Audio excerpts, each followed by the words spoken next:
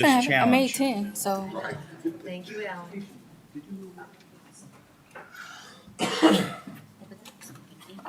Yeah.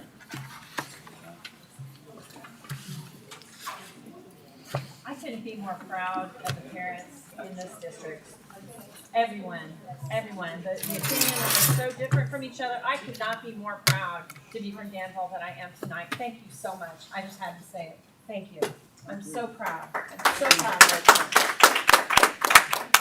I totally agree. Because if you had watched some other board meetings, and I attached a link, we were the example of how you get it right. We may not have agreed, but we did it respectfully. We spoke, we heard one another. We were the example of how to get it right, and I really wish we could have had that on YouTube. I do. Okay, I'm sorry. That is so true, because I watched those other board meetings too, and I go, whoa, you guys are But they great. always talk about Danville, Yeah. right? They always talk about us. Are we good? Okay. Annette? Yeah. Yeah. Annette gave us a thumbs up. Yeah. Good evening, Dr. Ashton, Board of Education, Dr. Gaddis. I'm Doris Hightower, President of the Danville Education Association. I appreciate you giving me this time to speak about the negotiations that have recently taken place. The DEA ratified the negotiated contract on June 11th, 2021, and the Board of Education did the same in a 411 decision that same evening. Excuse me, Doris. They can't hear you in the back. Oh, I'm so sorry. I'll use my teacher voice. I'll use my teacher voice. That's better. So typically, when a contract is ratified, the two teams will meet after the votes have occurred to finish tidying things up as we prepare the agreement for printing. These are low-stakes discussions because the hard work of bargaining is finished, so they generally receive little attention. This year, however, post-bargaining conversations with some members of the Board of Education have created problems with our process, and they require everyone's attention. By now, and I've given you a packet, and hopefully it'll flow with what I'm saying. By now, I'm sure that you are all aware that I was contacted by Board Member Bill Dobbles on July 1st. He sent me a text message asking me to meet him for coffee or a Coke to discuss some ideas. On July 9th, I contacted Dr. Ashton about meeting with Mr. Dobbles. Dr. Ashton stated that he appreciated me letting him know and that Mr. Dobbles had no authority to offer me anything on behalf of the Board of Education. However, I should still meet with him to hear out his ideas. On July 16th, Vice President Alan Rivers and I met with Mr. Dobbles and Mr. Lon Henderson, another board member. During this meeting, Alan and I were presented with the chart that's first in your packet. We were asked what we thought of it. Alan stated we would speak with our UNICEF director, Steve Vaughn, and we would let them know. By Sunday, July 18th, many members of the DEA had been informed of this meeting between Alan, Mr. Dobbles, Mr. Henderson, and me. They had a copy of that chart, and a text message train began.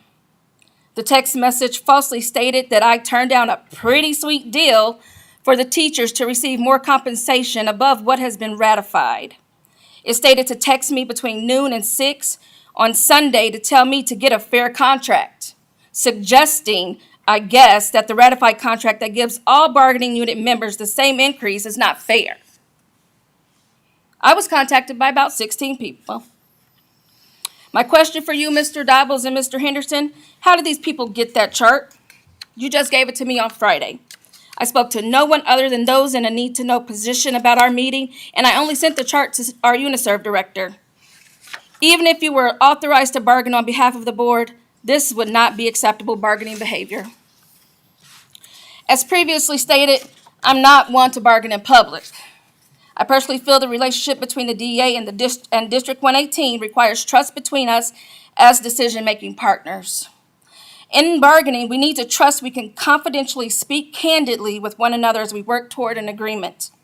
Unfortunately, I'm now in a position that I must decide to let the public know exactly how this all began. So let's start at the beginning. On Monday, April 5th, that should be your next paper, I sent a formal demand to bargain a successor agreement to President Bill Dobbles, Vice President Dr. Ashton, and Superintendent Geddes. It clearly states that the DEA would like to bargain a successor agreement. Our contract states that either party wishing to negotiate must notify by April 1st. I was informed that President Dobble said it was too late to file the intent to bargain. The district was on spring break during the week of the 1st, and I sent the letter on the first business day of our return. And it's noted. Our bargaining demand asked for a reply by April 9th. No reply was received by April 9th. On April 13th, another letter was sent. That should be your next paper. Via email to President Dobbles, Vice President Ashton, and Superintendent Geddes. It clearly states that the DEA wanted to extend the date of exchange and that there had been no reply to the April 5th letter. This email was sent to the entire board. I received a reply email from Dr. Geddes stating that she would give this information to the board during the closed session of the April 14th board meeting. On April 14th, I received a follow-up email from Dr. Geddes. Go ahead, keep turning, yep. Indicating the board was willing to bargain but wanted an alternative start date. At no point during this time did then President Bill Dobbles and I have a conversation about bargaining. Not one. He did not email me, text me, or call me. So I find it odd that now on July 1st, he decides he wants to meet with me. On April 28th, the new board was seated. Dr. Ashton became the board president, and I began working with Dr. Ashton and Dr. Geddes on negotiations. The DEA team met. We presented an extension that we thought was fair for all our members. As you can see from an email dated May 11th, between Dr. Geddes, Steve Vaughn, and me, DEA originally asked for $2,500 per bargaining unit employee. We also thought we were bargaining a single-year extension. Our membership had indicated when surveyed that an extension was their preference. The reply that I received was that $2,500 was too much and would cause penalties from the pension systems. There was later a counter offer from the district. I believe it is dated 5/26 of $2,000 for 1 year and step only in year 2. The team knew there was not a chance the second year would pass with only step and said as much to the district.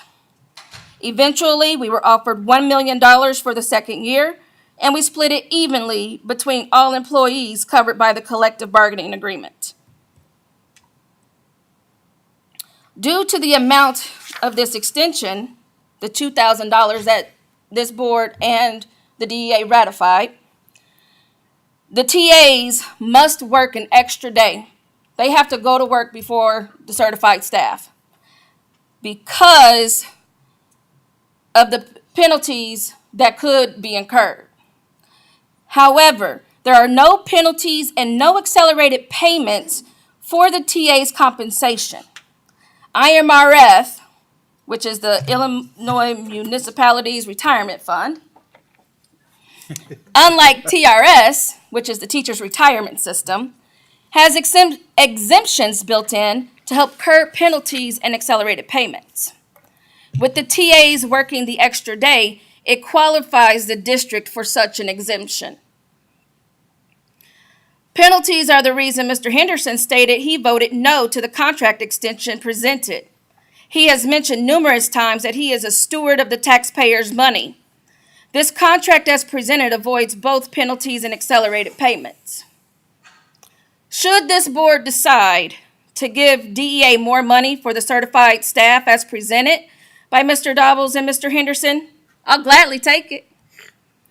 I'm not one to turn down money, so if y'all want to give it to us, we're going to take it.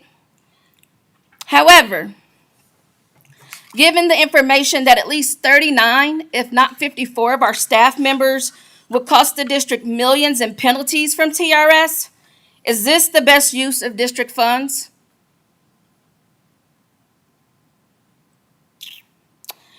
I recognize many people will say it's not the DEA's problem to figure out. And they're right, it's not. It's yours. You have to decide if you want to spend millions in penalties to give us the extra money. However, when the district has shelled out millions in penalties, what will be left? I look at 2 years down the road when it's time to bargain again. There will likely be a new board president, probably a new DEA president. Will people be riffed? Will the board offer a freeze? What happens? I have submitted a proposal to the district to use ESSER funds. That's the money that we've all been talking about. That's not sustainable. It goes away. Does not come back. It does not go in our budget. We cannot promise salaries on that. But with that money, I did ask that the district give every employee covered by the collective bargaining agreement $100 per year of employment in District 118. It would be a cash bonus. It's not money added to their salary, but a sign of appreciation for being here in District 118. And it gives them something. To my DEA colleagues, thank you. Being your president is not an easy job. It's not one that I take lightly. I'm no better than you, and I do not put myself above any of you. I have given you my phone number many times to call or text if you have questions or concerns. I have nothing to hide. I have no reason to lie. None whatsoever. And it's all presented right here. The union belongs to all of us. I recognize that we may not always agree on a decision that is made, but I implore you to reach out and ask. Get it from me, get it from Alan. We brought to you the best offer we could negotiate. That's it. We brought to you what was given to us. No more, no less. We appreciate your solidarity. Are there any questions?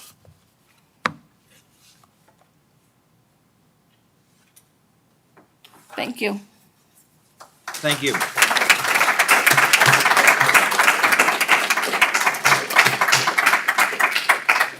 All right, since there weren't any questions, I'll just say we appreciate the work that you guys do. We appreciate all the staff. We appreciate everybody, okay? It's tough times, negotiating's tough. We understand there's a lot of feelings out there, but we do have everybody, we truly do have everybody's best interest at heart. So we do appreciate everybody. Okay, that should bring us to item school calendars. Good evening, Dr. Gaddis, Board of Education. I'm John Hart. I'm the Assistant Superintendent for Elementary Schools. And today I'm going to ask for your approval for the 2020-21 calendar, which, yes, is passed. So that's A. Just really has to be submitted to the state. So this is just something that we do yearly, required of us yearly. So I'll start there. I move approval. Second. So this is just procedural? It's very procedural.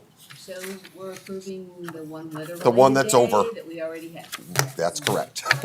On February 16th, we were forced to close school because of inclement weather, and so we have to adjust the calendar for that day.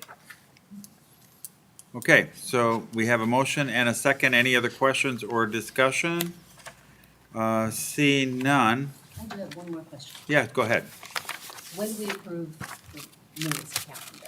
The newest calendars were already approved. They were We did that. 3 years approved. I'm saying in April. March. March. We always have changes. We had no changes to that? I have one today. We actually have Well, that. That's the next item up for bid. okay. Okay, so this is just 7A, the This is final 7A, calendar? yes. Okay, so that's what you're voting for. May I have a roll call vote, please? Mr. Davos, Yes. Mrs. Hollering, Yes. Mrs. Carey? Ms. Carey? I'm sorry, we messed up. Oh, We messed up and when we, let's ratify this and then, let's do this vote and then I recognize, yes, I messed up. Okay, gotcha, come on. I'm sorry. Okay, let's just do I this. got Let's some vote and then we'll people, take care of but what we need to do. Got Okay? it. I got it too. It took me a minute. I'm thinking, where are you, what? I messed up. Okay. Yeah, you're I'm with fine. you. yeah, she said yes. I did, I said yes. Mr. Henderson? Yes. Mrs. Schrader? Yes. Pastor Miller? Yes. And Dr. Ashton? Yes, motion passes 7-0. You now, Teresa, I apologize. When we approved our consent agenda in that, we actually hired a new principal for Mark Denman. And I failed to acknowledge Mrs. Stacy Solers, our new it's kind of a big deal.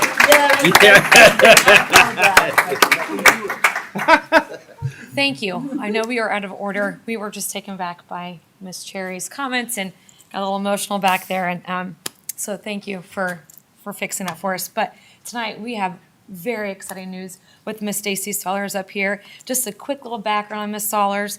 She's a DAC grad, Eastern graduate. She has her master's in administration. She's gained a lot of administrative experience in our district, which is very exciting. And when she was the AP assistant principal at Northridge Elementary School, and this past year, she led Garfield Elementary School as an interim principal. She did a phenomenal job. Stacy is very well known for her strong work ethic. She has a passion and puts forth a tireless pursuit to give her best, but also expects the best from the students and staff. She has a very large, vast knowledge of curriculum. She's there with interventions ranging from kindergarten to fifth. I taught with her way back when, early 2000. She's been at different grade levels. She enjoys mentoring staff very much, both with instructional interventions, but really her thing is behavioral interventions as well. She brings with her over 16 years of teaching experience, 3 years of administrative experience. She is very well groomed for this next position at Mark Denman Elementary School as a principal. We are so blessed to have you, and we are excited to see what you bring. Thank you. Congratulations.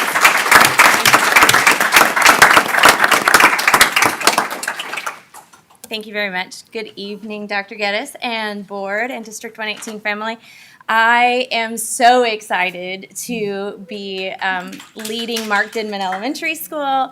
It was my home. I was hired in 18 years ago in District 118 as a teacher at Mark Denman, and I taught there for 13 years before the transition to Southview for 5th and 6th grade, and then moving into administration. So I am super excited. I do have just a cute little story to tell you.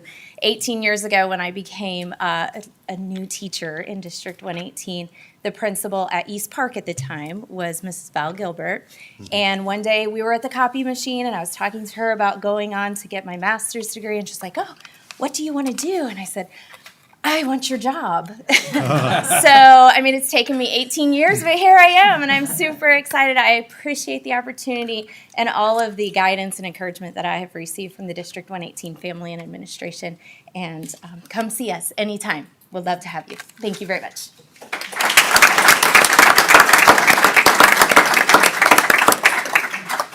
Congratulations, and thank you very, very much. So we certainly do appreciate that. Are you Should I ready? introduce myself again? Yeah, No. please School not. calendar. 7B, please. Yeah, 7B it is. So the school calendar, we are asking for a modification, if you will, of the school calendar for pre-K, which would be pre-K half-day at Southwest and pre-K full-day at Edison. And all this does is put us in line with the county schools so we can have professional development days. The calendars have changed and here we are today. So I ask for your approval for those changes. I have a motion. I'll move approval. I have a motion and a second. We decide whomever you like, and then let's have a roll call vote, please. Question first. What are the changes, Mr. Hart? Because There are, didn't see them instead of highlighted. having so many 1-hour dismissals this year, and actually the next 3 years, there are 3 half-days built in, and half-days cause a problem, honestly, with transportation. Sorry, Chris. So it really comes down to those 3 days, and That will also puts us in line with the county school, so we can do things together with the county pre-K. County, those are days that the county school is off, is that what I'm hearing you say? Yeah, I believe 2 of them, yes. Okay, thank you. Roll call vote, please. Mrs. Carey, Yes. Mrs. Schrader, Yes. Mr. Dobbles, Yes. Pastor Miller, Yes. Mrs. Holleran, Yes. Mr. Henderson, Yes, Dr. Ashton. Yes, motion passes 7-0. Thank you very much. Brings us back to number 8, our return to school plan, number 740. All right, this is gonna be a long section. I'll tell you now. And in order to prepare for next school year, we have to evaluate the data from last school year. So that is what we are about to do. And then we will talk about how that data relates to curricular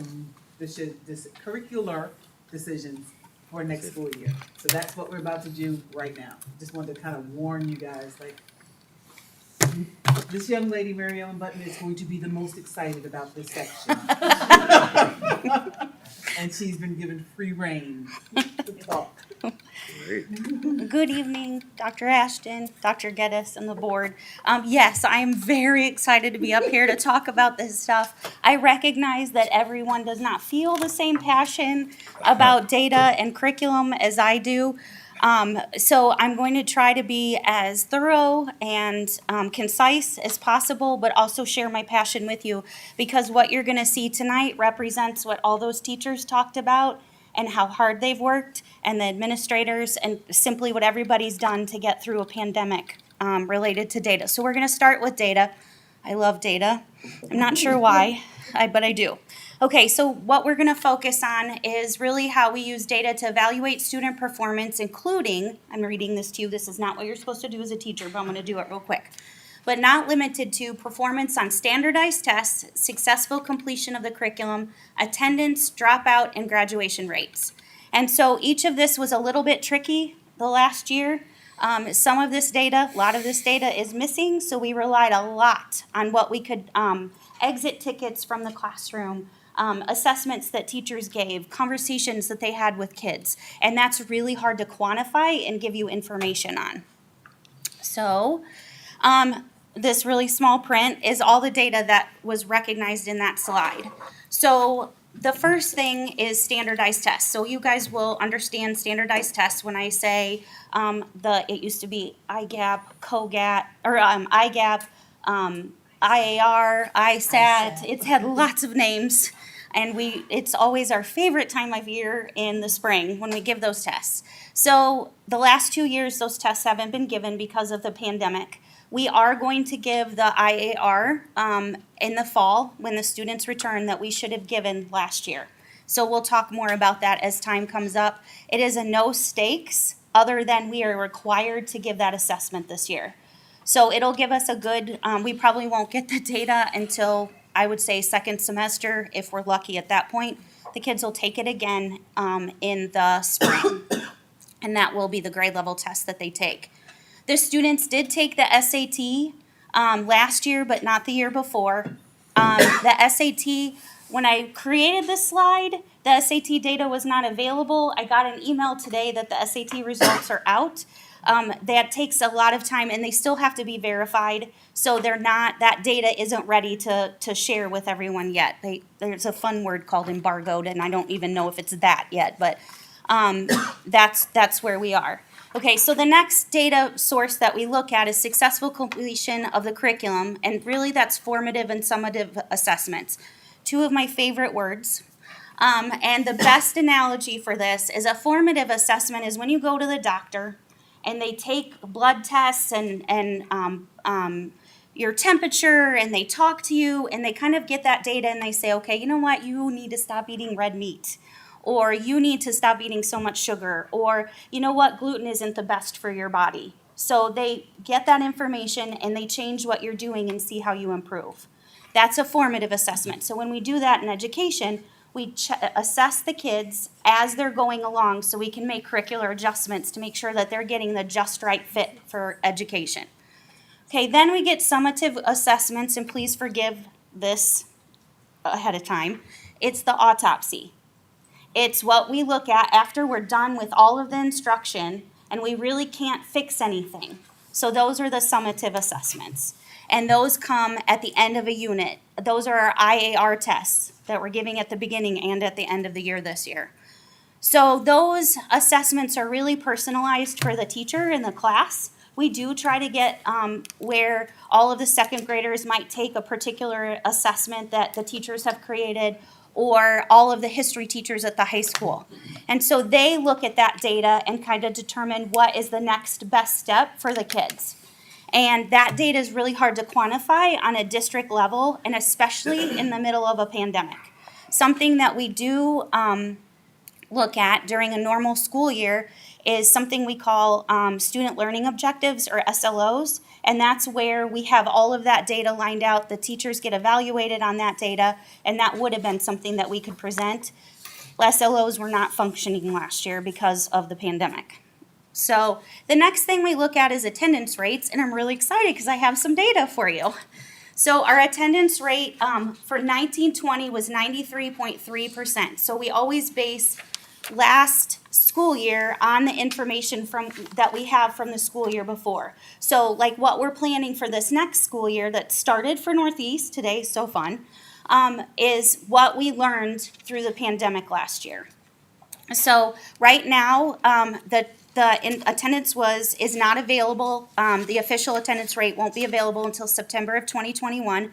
I'll be happy to come back and share that because I know everybody wants to know, or it might be somebody else. And then so that's not available. Our dropout rate was 9% for 1920, and then again, that data will be available. Our graduation rates for 2019 were, okay, I'm gonna look here because that's a little bit bigger. My eyes aren't helping me. So the 4-year graduation rate is 70%. The 5-year graduation rate is 73%, and the 6-year graduation rate is 77%. And again, that data from last year will be available in September. And then I wanted to show you this next slide because this is the state's, we talked about all the information that we get from the state. This came out of a couple weeks ago? Not even, I think a week or two ago. And they said, okay, we usually give you a report card and tell you how you're doing. And that's what parents look at when they want to move to the city or to Danville or to any community. This is available on every school district in the state that's a public school. And basically what they're telling us is you're not going to have any of your data this year. So your report card's going to look exactly like it did the year before. So we just wanted to show. So the unavailable data that's usually presented on those report cards is right there.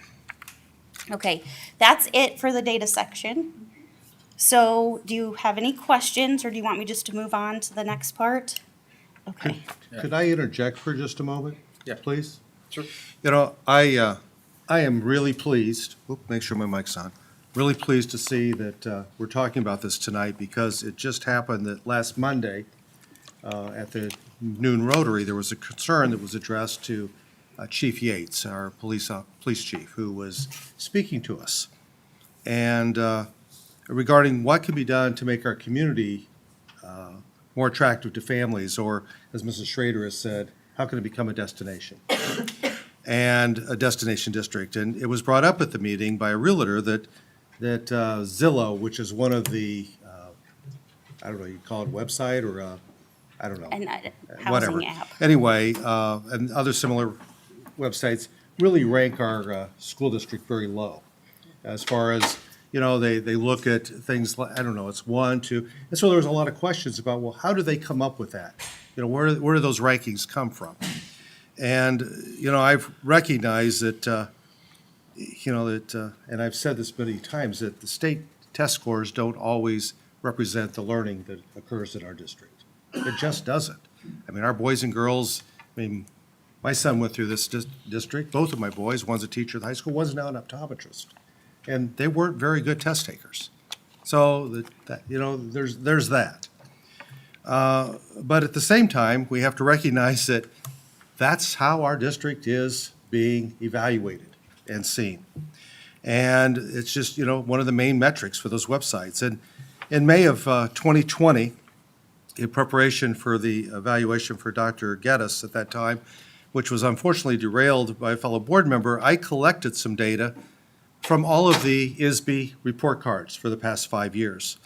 And since tonight's presentation is on student data, and, the information that Ms. Button just passed is in isolation. She just shared this past year. I have, and for my fellow board members, I'll pass that down. But I have copies if anyone would like. Ms. Hightower, would you mind help pass these out if anybody wants them? And,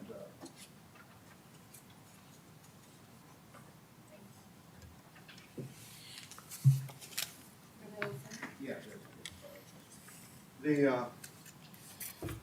But this is a more comprehensive list of the past 5 years and since tonight's presentations on student days present in isolation, and again, as Ms. Bunt said, it's very minimal because we don't even have test scores yet.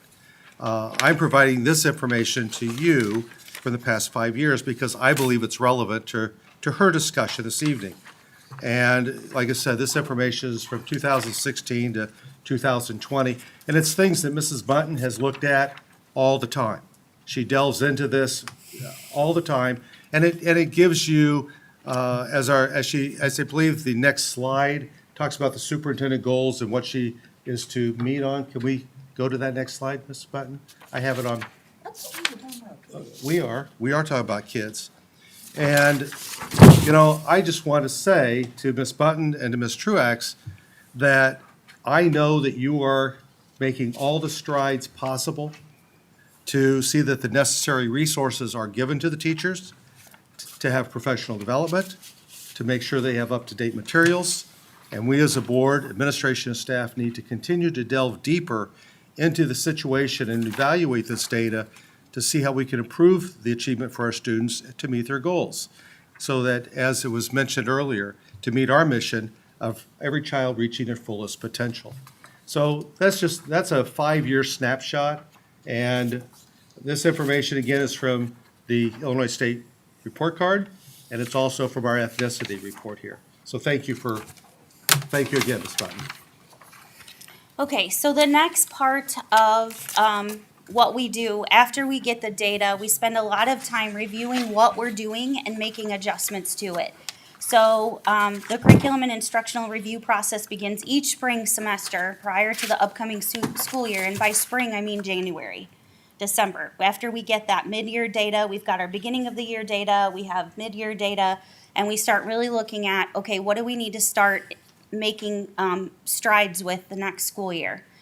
And then throughout the spring and summer, adjustments are made to curricular materials based on that data. We have lots and lots of conversations with staff members. The early release Wednesdays that are sometimes annoying because you have to find sitters, this is when we do that work. And we really need that time to do that work, to dig in and do what we can to make adjustments and continue to make things better. And then there's dedicated time for professional learning. So teachers are constantly learning and having conversations. They will attest to it, the ones that are in here. They love the professional development days, right, everybody? But that's what we do during that time. They'd rather be with their kids, but it's hard, it's difficult to be in the classroom teaching without having time when the students aren't there to look at the data and then make adjustments to what you're doing. So that's why that time is necessary. Okay, so what I did in this next section is just really broke down what we did each semester starting in the spring of 1920 to kind of follow the curriculum process. So prior to March 12th, we kind of had, and if you remember, March 12th is when there was a full moon because we were all worried about it. It was right before spring break, and then the pandemic hit and we shut down. So prior to that day, this is what we were working on. We were really concerned with some of our data and reflections from the teachers about phonics.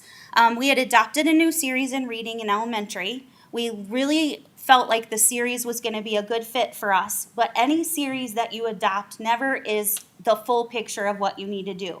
And we were discovering that the phonics piece of that was really a struggle for the teachers and for the students. It was time for us really to look at new math materials. We had our series in elementary for quite a while, also middle school, high school, and so we were really starting to dig in and look at those types of things. And then we really started talking a lot about culturally responsive teaching. And to be clear about culturally responsive teaching, what that means is that it is not the same thing as critical race theory, so I need everybody to understand that. But culturally responsive teaching means that you understand the students in your classroom and what resonates with them. So if I've got a classroom, sometimes I would have a classroom that was more heavily swayed to boys than to girls. And so I would need to make sure that if I was teaching something and the boys were really resonating with it, I might need to really kind of bring in some things that the girls found just as interesting as the boys did. Or, if we have kids that are from rural areas and they really understand, we're talking about weathering and erosion, and they really understand that because they live it, then I've got to bring in some urban examples of that as well. So you understand what your kids need and what resonates with them to be able to teach it. It was my favorite thing to do at Edison. So the next thing that we talked about are multi-tiered systems of support. We were, Ms. Stannis and Ms. Bailey, and I did it again. We're really, really digging into this with the principals and the teachers and all of the special education staff and the instructional coaches. And what that means is that we have tiers of support for students. And so those tiers of support are, like most of the kids respond to the core, and that means what we give everybody. So again, if you go back to the doctor example, when you go to the doctor, most people are going to respond to a change in diet.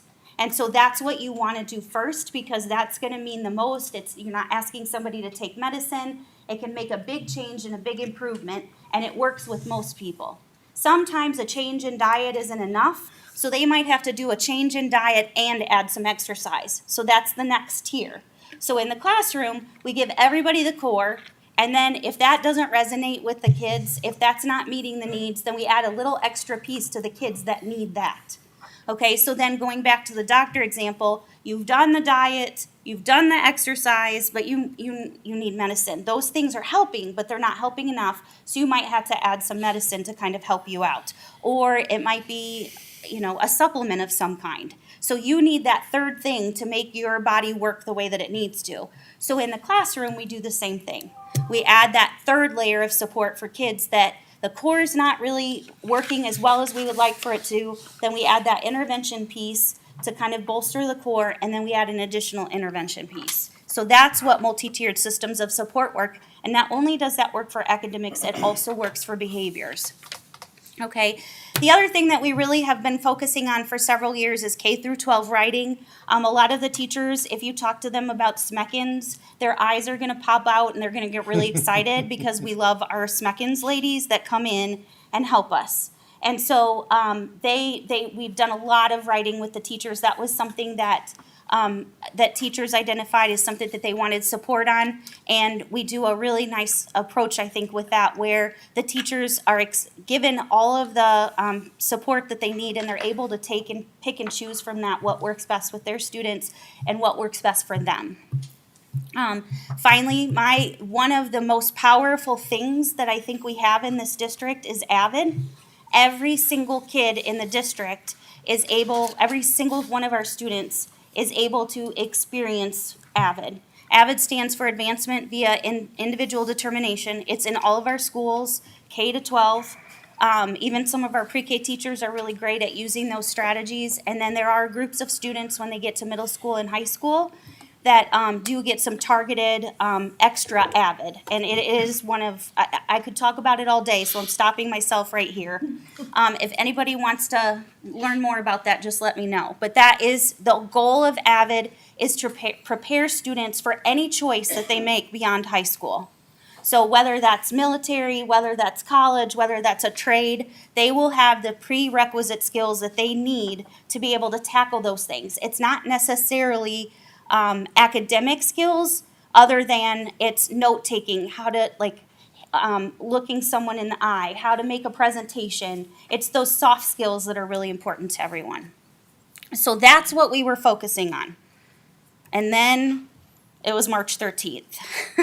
So beginning March 12th, the curricular focus literally changed overnight. I have never... So you are teaching cultural responsive.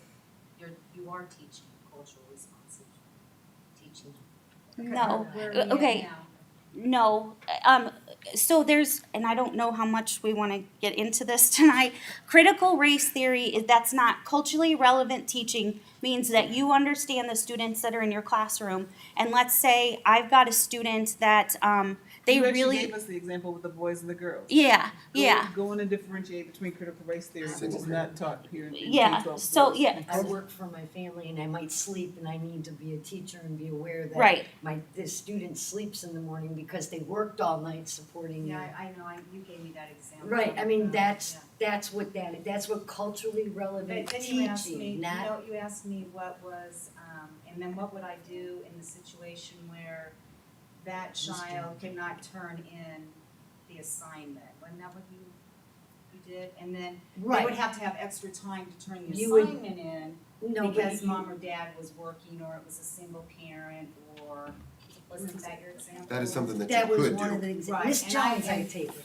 And then I said, well, what are you gonna do? You're gonna make exceptions for everybody, and you It's, are. it's understanding your students, knowing what they need to be successful in the classroom, Okay. to engage them in learning so that they become more motivated to achieve rather than demotivated. So he doesn't have that incentive to turn in an assignment when it's due.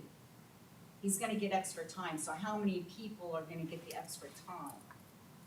I don't think it's a question of extra time Well, all the he's getting time. It's a special question of privilege. just no, I think it's a question of just knowing what your kids are, but I digress, cause I feel like we're getting off. Yeah, Yeah, this is kind of getting off the track of the presentation, and if you have a question, please contact them. But they've Oh, met, I've they've talked- met. Yeah, you. they've- okay. No, I think it needs to be a public discussion. I don't think it needs to be a one-on-one. I think it needs to be a public discussion, because I think a lot of people. But have we're not, questions. we're not teaching We're not critical talking, race theory. yeah, we're not No. doing, But we it, still have questions about it. There's great, but questions, but now, this is a presentation about something No, else. I'm saying, I know, but when do we get that opportunity to have a back and forth? I mean, Well, does you that could have happen said during something in open public session? comments, or, I mean, you wanted to put critical race, we don't teach it, so that, I mean, I don't even understand why we have to have an agenda item for it, but it's really getting us off the track of the presentation, because it's not even, it's a similar kind of stated thing, but it is not the same So at all. Same acronym. So anytime anybody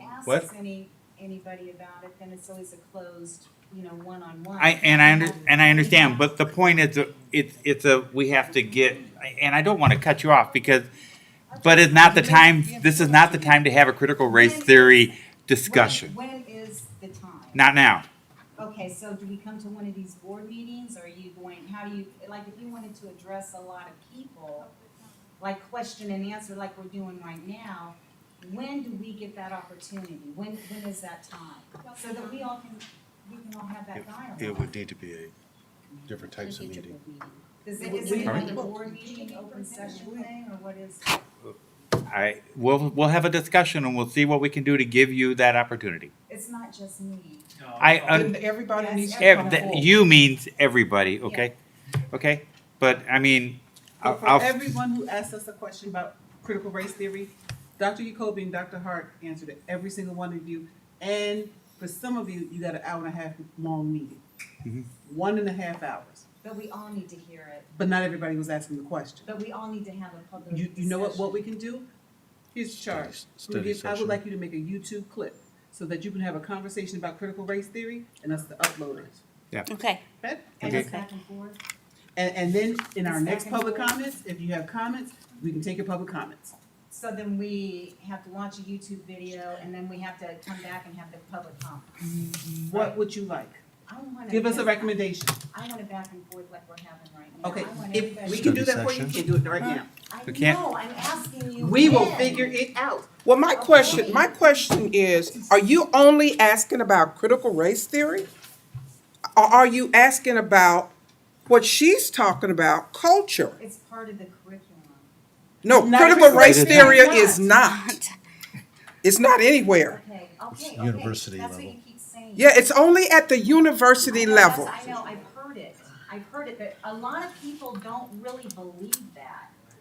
They But- don't believe that it's at this college level, or it's just academic. I am not standing alone. we here. we can just keep saying it. I mean, we can say it 100 times, and I'm not being flippant here, but we don't teach it, it's not in our curriculum. I mean, we can have a discussion about it and you can ask us 100 questions. That's what we need. We But need- please, we can we move confused on with now? Black history? Because really, okay? I mean, we've discussed this and we'll see what we can do. That would be great. Okay, that'd be great. So can we move on? Thank you. Okay. Please. Okay, so beginning on March 12th, so when there was the full moon and then the pandemic, we had to switch what we were doing overnight. So it took off the focus of those things that we were working on temporarily. And then we had to figure out, how do you teach kids when they're not in front of you? And so what we did at that time was organized grade level groups to meet remotely to discuss instruction. And by that, I mean we organized the teachers into grade level groups. And we made sure that there was somebody that would kind of lead those discussions and then come back to us with questions. Those teachers worked so hard to get information, like they worked collaboratively across all of the buildings in the district to come up with things that the kids could do at home during the pandemic when we were first trying to figure this out. And we didn't, if you remember, we didn't even know how long it was going to last. I think our first thought was, okay, we'll get 2 weeks, we're going to get a 2-week spring break, and then we'll go back. And then it was, nope, okay, end of April, and then we'll go back. So we kept having to adjust and change and try to figure out how to do more and more and more, and it was heart-wrenching. The other thing that we did is we made sure that in the grades 5 through 12, PLCs continued, and PLCs are professional learning communities. And that means that teachers that teach like content get together, they look at data, and they champion what the kids need as a group. So we made sure that the teachers had time to do that work as well. We also determined academic communication methods. And these are things usually take months, sometimes years to figure out the best way to do it. Like when we look at something, it'll take a year or two to kind of get it implemented to make sure that it follows the curriculum, that it's the best method to use. And then when we pilot things and then maybe they don't work as well as we want them to and we try something else. So in that time, we had to quickly determine academic communication methods, understanding that some of our parents didn't have access to computers. Some of our parents were really savvy on computers. Some parents had just normal, like a phone that they had limited data on. Some could talk forever on their phones. And that some were getting, aware of where to find communication, and others were new at that. And so we had to quickly determine what we were doing at that time. And again, this is March when we're normally getting ready for the next year. So we were trying to figure out how to redo everything that we did in March. We also created the remote learning plan. That was something that you could find on the website. It explained, it was the communication that we used to explain to families exactly like, if this happened, this is what we need you to do. This is where you can find this information. This is how we're going to teach this. This is how we're going to reach out about that. And if you need this, this is where you go. And so that plan was, I think when we rolled that out, that was a long weekend, and I think we had it out on 3 days after. We worked all weekend and got that done. And then we created safe distribution practices to ensure that all students had access to curricular items needed for instruction. So not only did we make sure that everybody had access to food, because that was a scary time because we weren't sure if we were going to have access to grocery stores, if that was what that was going to be like, because we were hearing some of the places were shutting down, or you could only go at certain times. But we also had to make sure the kids left on Friday, they didn't bring what they needed home with them because we didn't know we weren't coming back.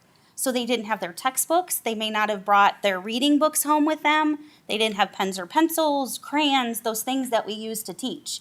And so we had to figure out how to get those things to the students, and we had lots of generous donors and lots of people that gave of their time when, again, we were out there, people were out there, parents were reluctant, families were reluctant to come in their car. We didn't understand what was happening, and so we weren't sure how much we should be around each other, and we were trying to make sure all of those, the kids had what they need to be able to teach. So that's where we started. Then, as things rolled on, while the teachers were helping deliver instruction to students, at the same time, They were preparing for an upcoming school year that would likely include remote and hybrid instruction. And still at that time, at the end of the spring semester, we didn't know what this school year was going to look like. Some of us were very positive. We were going to be just fine and go back to normal, and we're really hoping that that was going to be the situation. But we had to prepare, and we didn't know what we were preparing for. We didn't have that data. So we were learning, we were doing lots of research. How do you deliver instruction on a computer? What do we need to do that? What are different sample schedules that you could implement? We didn't know any of this. We hadn't done any of it, and there wasn't a lot out there to really help figure it out. So we had to really put our heads together and work collaboratively to get that done. So the other thing that we did is we provided lots and lots and lots of professional development on related topics. So we learned some things ourselves, things that we couldn't learn quick enough.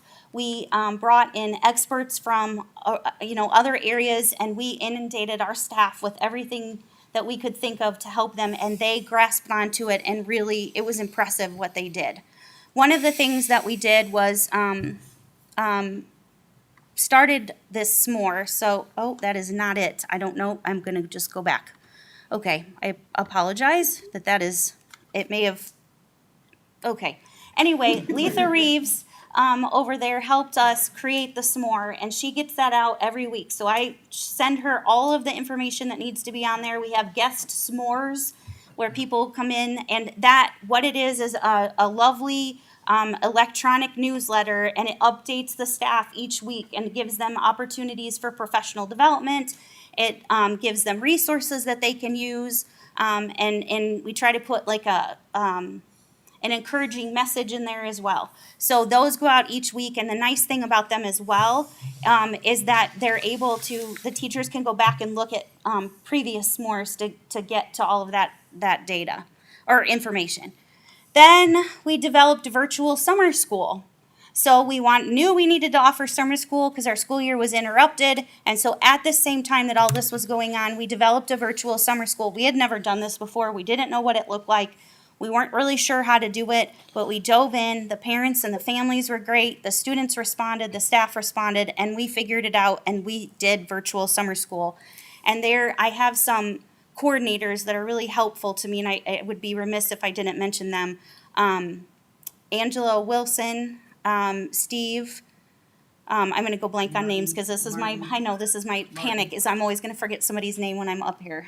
Steve Martin, and then this year, those two helped again in addition to Angie McCool, Chris Jaraseski, and Eric Nethercott. And these people start working on summer school like in the spring, and they worked their tails off both years. They're amazing.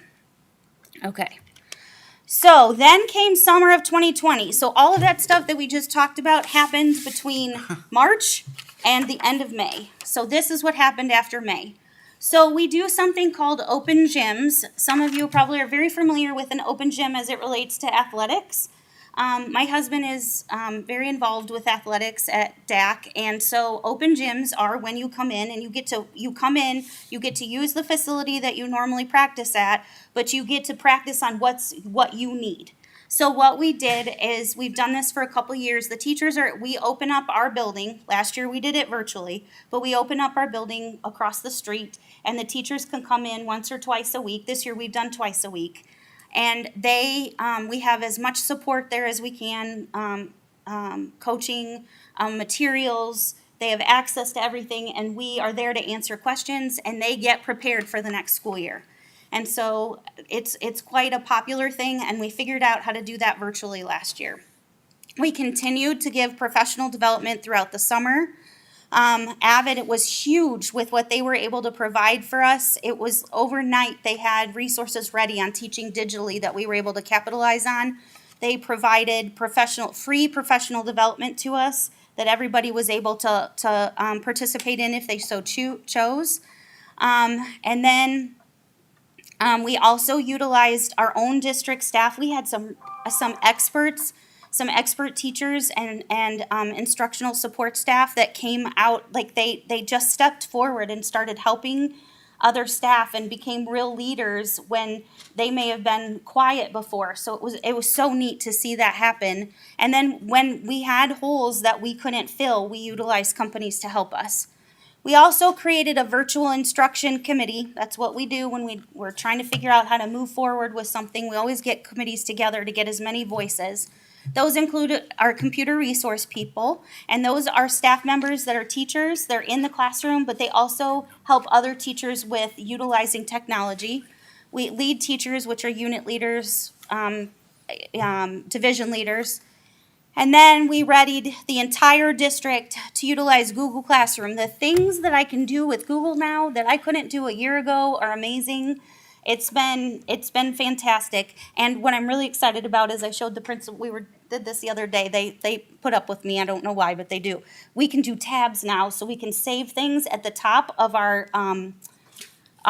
bar, and it doesn't go away when you're in the middle of teaching something and you've got 4 or 5 tabs open and you accidentally click X. It doesn't go away. It stays pinned to the top. So that was a big thing that we've learned. Minor, but a huge difference with the kids when you've got them in there. We also utilized educational collaborators, and we found out about them when we did a one-to-one audit a couple years ago. They provided additional support to us. They provided coaching and research. So a lot of what concerned me was I'd never done this before, and I needed to figure out how to support everyone. And so it takes a long time sometimes to find research, especially with something so obscure as what we were doing last year. And so there would be times where I would try to find some things on my own, but I was able always to reach out to them and say, hey, I need to know how to do this piece for the entire district. Can you find some information for me? And they would, and I would have it, and then we could implement it right away. It was fabulous. And then they also supported the curriculum department just in helping the teachers deliver this, and the technology department, because that completely changed. They went from supporting this much technology to supporting this much and like through the next room and with the same amount of staff. Okay, we also created a lead teacher group to support staff, and they once a month all school year during the asynchronous days, they met, they got PD, and they were able to utilize the PD as in a way that supported what their staff needed at that time. We have folks called data instructional facilitators, and they were each assigned to particular grade levels to support instruction and virtual teaching, and they met weekly with the teachers once the school year started to make sure that they had what they needed to find out what questions they had, and then we would try to find those answers and then get those out to everybody, and we used the SMORE to do that. At the high school, we used Annelle Agretti, Matt Harmless, and Shannon Bicknell. They created, bless you. They created a resource page. Those of you that had kids at the high school, there was a portal that you could go into and the kids could go into to access whatever they needed. And they created lots and lots of videos and tutorials for us to use as a district because they were experts in those things. We also had to figure out schedules. We didn't know what that looked like, and we had to figure out schedules that honored the amount of time that kids are supposed to spend with reading and with writing and with math, and then as the kids get older with those other subjects. And that was probably the hardest thing for me they'll tell you, to let go of, was that we know what is recommended for the amount of time that kids need to learn particular subjects, and we had to figure out how to work around the fact that we weren't going to have that much time and what that looked like. Okay, I know this is long. Thank you guys for being so patient. We also utilized the asynchronous days to provide additional professional development and planning opportunities for staff so they could adjust curriculum. Because if you remember, we were in, we were out, we were in, and when we were out. And when we did that, how we taught changed. And so we needed to give the teachers time to figure out how to adjust so they could make sure that they were giving the kids the very best that they could. We provided monthly PLC support in coordination with the educational collaborators, targeting needs that the staff indicated. And what was so interesting about this is we planned what we were going to provide to the staff like in, I think it was May and June. And then we had a 9-month plan for everything and what was going to happen each month. And the staff took so much time over the summer to learn these things that a lot of the stuff they already knew how to do before we got there, but then they were able to use those for staff that maybe weren't as comfortable yet. because we had staff on all different stages of comfort with technology. We also looked at our local assessment data, and again, that was during PLC times or grade level meetings. And when we could see that we were struggling with academic gaps, we researched the best practices and what was the best way to give the kids what they needed at that time. And then we continued to offer professional development. And then we created the post-pandemic instructional plan. So, the next thing we do after we look at data and we make all these curricular adjustments, then we have to say, okay, how'd we do? We look at the student performance, we look at recommendations from the teachers, from families, those surveys that you guys fill out, those 5 essential surveys. We really look at that data and make adjustments based on what you say in those. So it's really important to us when you fill those out. And then we look at how evaluations of the teachers and what we're seeing, and then we put this together and make recommendations, and then again, we adjust for the next school year. So, considering that interruption to the 1920 spring semester and additional adjustments necessary to deliver curriculum and instruction, we created a post-pandemic instructional plan, and then that was implemented in April. I can't remember the date in April, but we rolled that out to the staff this past April, and that's what we're going to be working with this next school year. So, that's the next. But let's stop here. Okay. It is a perfect opportunity to take a stop. You can ask questions, because you've done a whole document. We can say, are there any questions? And then we can address the questions. Perfect, natural transition. So why don't you go ahead and say, are there any questions? Any questions? Yes, sir. I think it's a question for you, or it might be for Mr. Henderson, but what is the dropout rate in all of Illinois for high schools? I can find that for you. I don't know it off the top of my head, but I can look and get that information to you. I can probably do that tomorrow. Okay. Okay. And I'm going to need you to let me know if I forget to get it to you. And don't be afraid to do that. Okay, they got it. Okay. Okay. Any other questions? Yeah? Mm-hmm. I've created this segue right for you. Go ahead. We'll have our time, I guess. No. I've created it for you right here. That's okay. You know, I would like to try to address one of your questions, because I had the question brought to me months ago regarding the whole critical race theory thing. And my son's a high school teacher, teaches English, American literature, with the AP program, advanced placement. And I said to my son, I said, tell me about critical race theory. And the first thing he said to me was, Dad, that doesn't exist at the high school level. That's a university thing. But what we do have, and I believe Mrs. Button spoke to this, the cultural relevant standards or Culturally relevant teaching and Right. learning standards. So I asked Which him is about different that. than culturally relevant teaching. Right. So I asked him, I said, can you tell me about that? Because I understand that the state has these guidelines, et cetera. His response was different than what Dr. Jacoby provided to you, but I think it's even more relevant. What he shared with me is, as he looks at what he teaches, he tries to make it culturally relevant to his classroom. So, for example, one of his readings that the AP class teaches is The Great Gatsby. And in that reading, this is his explanation to me, there's a part in there where individuals are driving down the road and they see a white man driving black men in the back of the car. Now, the time period is in the 1930s or 1920s. So he talks to the class about, why is this unusual?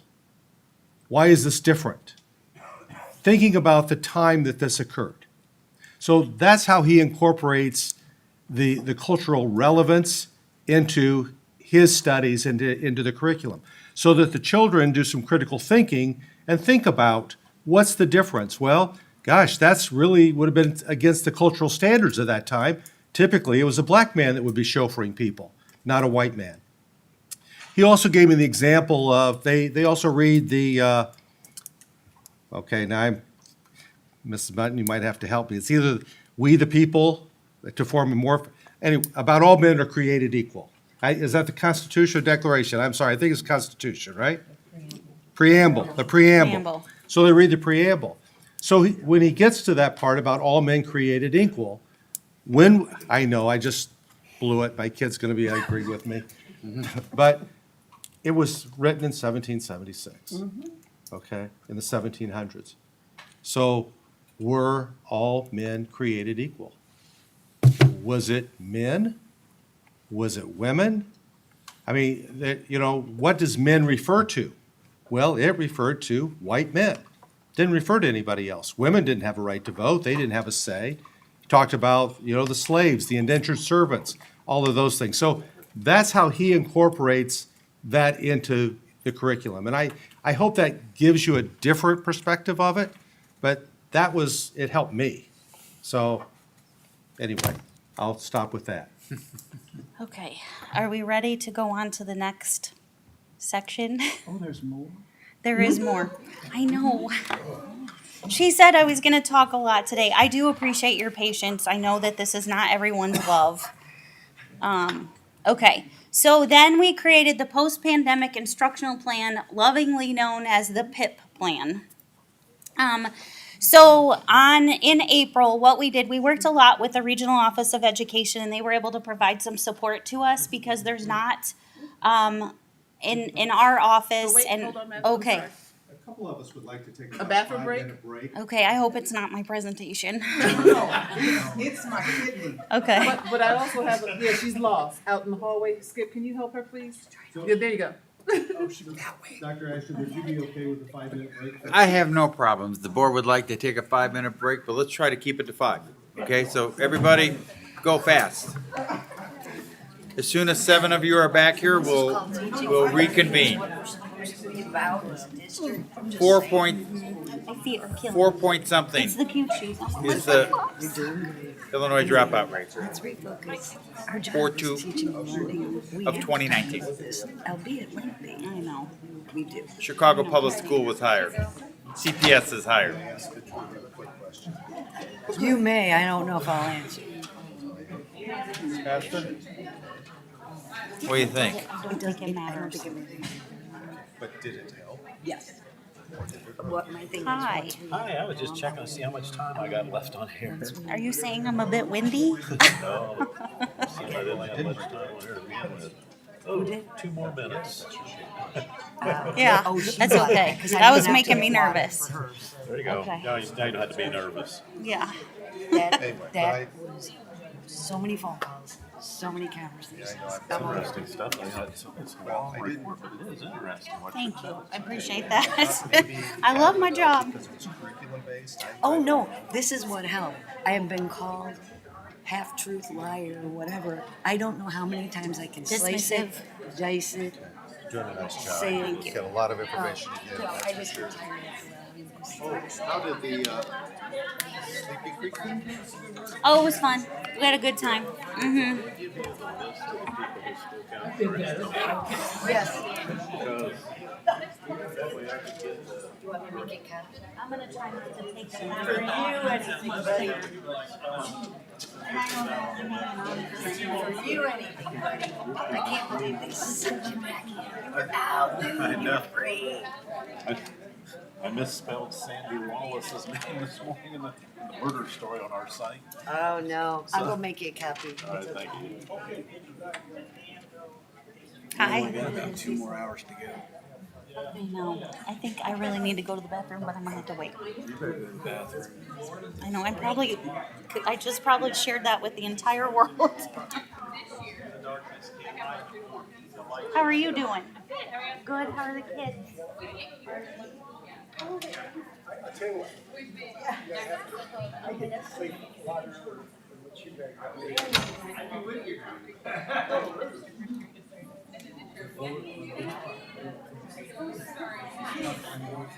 You know, it looks so this is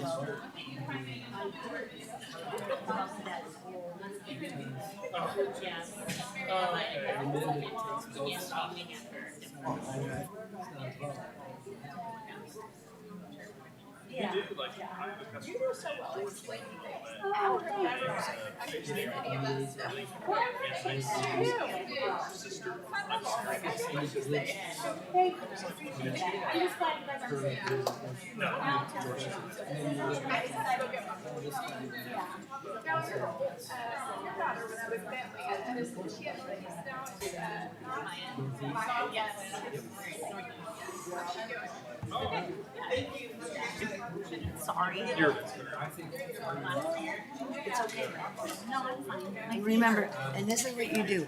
For those of you that are going through the Yawn Fest, we are a teaching and learning organization. This is what we're supposed to be talking about as opposed to maybe other distracting topics. That's what I would do.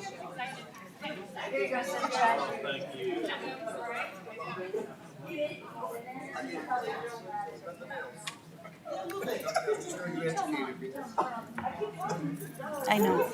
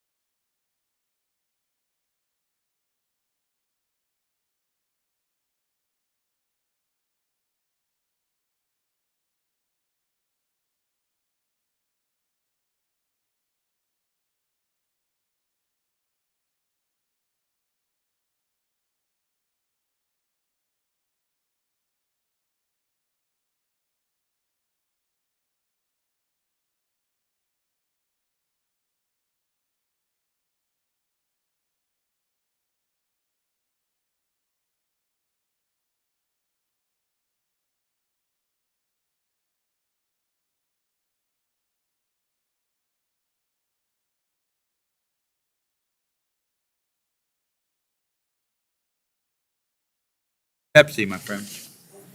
Okay, calling Darlene Halloran. Oh, if I would have known you were there. Yeah, we're back in session. If you'd like to stay out there, be my guest. Yeah, I would. I do take that personally though, but. Okay, don't take my mask on my neck as a pro or negative mask thing. The problem is my wife goes, I don't know if we've been exposed or not. Oh, great. Now you say that. What did you just say? I told you, don't worry, I'm not gonna be here if we are, so, but, What did you just say? He thinks he's been exposed. You? the rest of the meeting and can't breathe. Well, I'm fine. I've been And I'm vaccinated. hold on, that's the point. I'm fully vaccinated Oh, and had corona, so, yeah, give me some more. Give me some more, is that what he said? So I just wanted to say it doesn't mean anything as far as the symbol. All right, we're back in session, please, give us more. I'm gonna try not to take personally that I cleared the room. So it's like a comic, when people are leaving in the middle. So thank you all for staying. And I understand why other people, they needed to go to do family things. Okay, so there's 3 parts to this post-pandemic instructional plan. The first part was that we spent a lot of times creating resources for everybody to use, and then we met with administrators and we went through the post-pandemic plan with them, and then they delivered it to their You staff. sneezed. So, I have a couple things here. I'm going to present this, and then we'll see. I'll probably mess up so this was the slideshow that we made. And I think that this probably is the best way to kind of quickly go through and show you, because this is what we delivered to the staff, actually. So at the beginning, this is when, so these folks in April were so tired and so tired of changes and new ways to deliver things.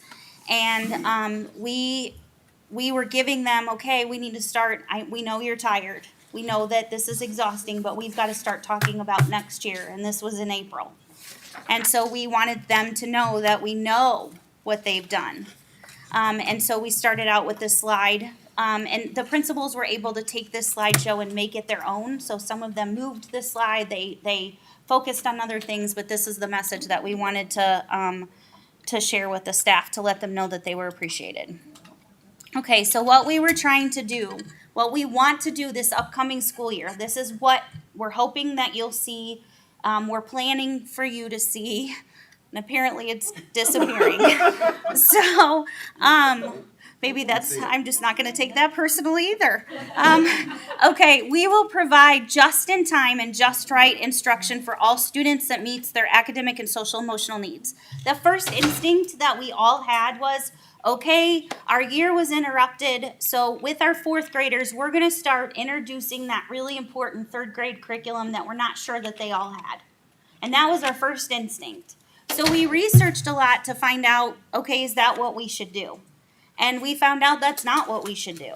So what they're talking about here is that we really refine, for a 4th grader or for a freshman, we really refine what a 4th grader is supposed to know. And when we get standards from the state, what we teach, I think there's typically about 65 English standards. There's usually about 40 math standards. And then there's social studies standards and science standards and health standards and PE standards. So what we had to figure out was which of those standards were really the most important ones? Which ones were the priority? The state thought they did us this wonderful favor by prioritizing the standards for us. They did that early. We got those, I believe, in August or early September, and we took a little bit of time as our office, the curriculum office did, and we put them in a way that was a little more palatable than the way the state brought them out, just literally in formatting, and then we made that available to the staff. And so what they told us was that they were saying, okay, we tell you we want you to focus here in a normal year, so now we want you to focus on this many. But really, this is normal, and this is what they said for last year. There was still not a lot of reduction to it. So then we worked with the Regional Office of Education and experts in those fields, and we said we need to really refine these standards and where we're going to focus next year. And so we did that work. And so what you should expect to see in the classrooms is that the kids aren't going to go through, so maybe if in their reading classroom there's 10 units in the benchmark book, we might go through 6 of them next year. And we picked the 6 most important things, because what we know is as we come out of this, it's probably going to take us 3 years to catch the kids back up to where they would normally be. But our plan is that we get them farther ahead each time. So as we kind of reduce that curriculum, we still have the same amount of time in a normal school year to teach. So what do we do with that extra time? We know that the kids are going to need SEL support. Just watching the kids in summer school, they were so tired going What from is 8. SEL? Social emotional learning. In summer school, the kids were really tired going from 8 to 1, and we're going back in a normal day. So we need to be aware of that and really make sure that, and the teachers too, it's just different. It's going to take all of us an adjustment. It's like that first time you went out when it was okay to go out again. It just felt different, and you had to, my computer just disappeared too. Move it. Okay. You want a hard copy? Okay, hang on. Okay, so anyway, so what our plan is that as we're doing this focused instruction, we're also going to be figuring out what the kids missed from the school year before or from the grade level before. And then we're going to say, if we're teaching 4th grade fractions, then what did they need as a 3rd grader to be able to access 4th grade fractions, or as a 2nd grader?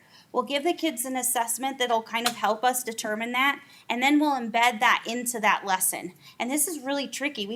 This is something kind of a newer way to try to remediate this, and so the staff need a lot of, they're going to need some time to figure this out, and we need to provide them the support that they need.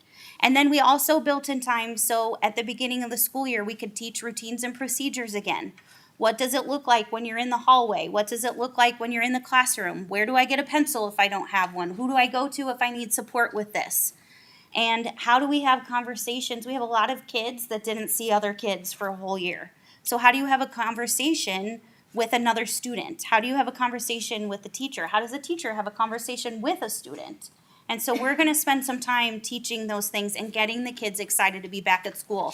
And the neatest thing was at summer school too, was seeing how excited the kids were to be there.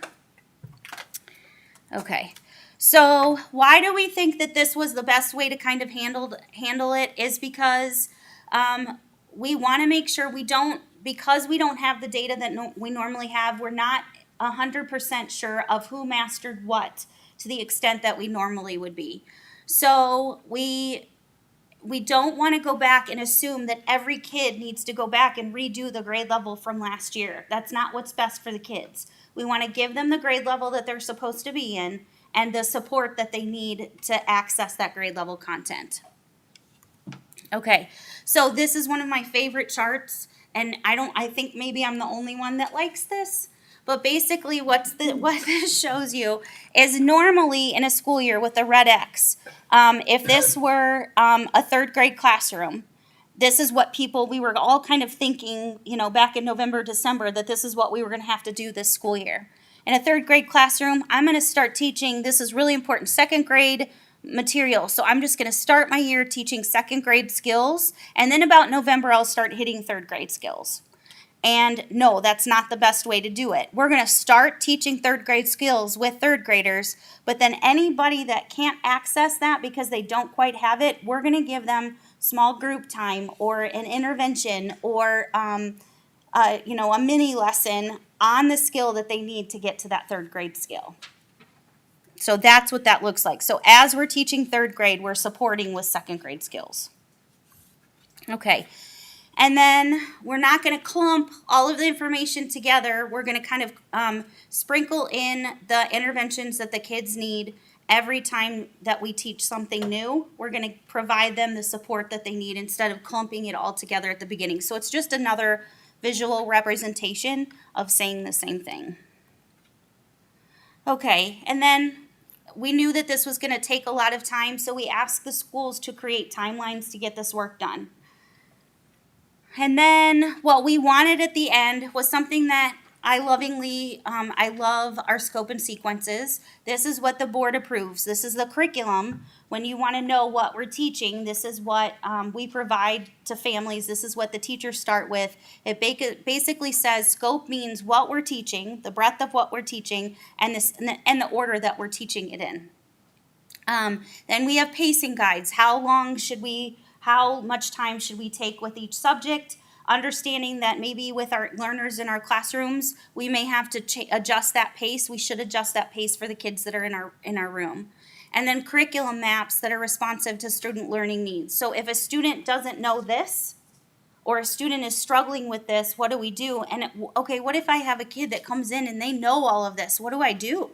I need to give them more. So where does more come from? That's what a curriculum map is. And we have those pieces, but we needed to refine them all.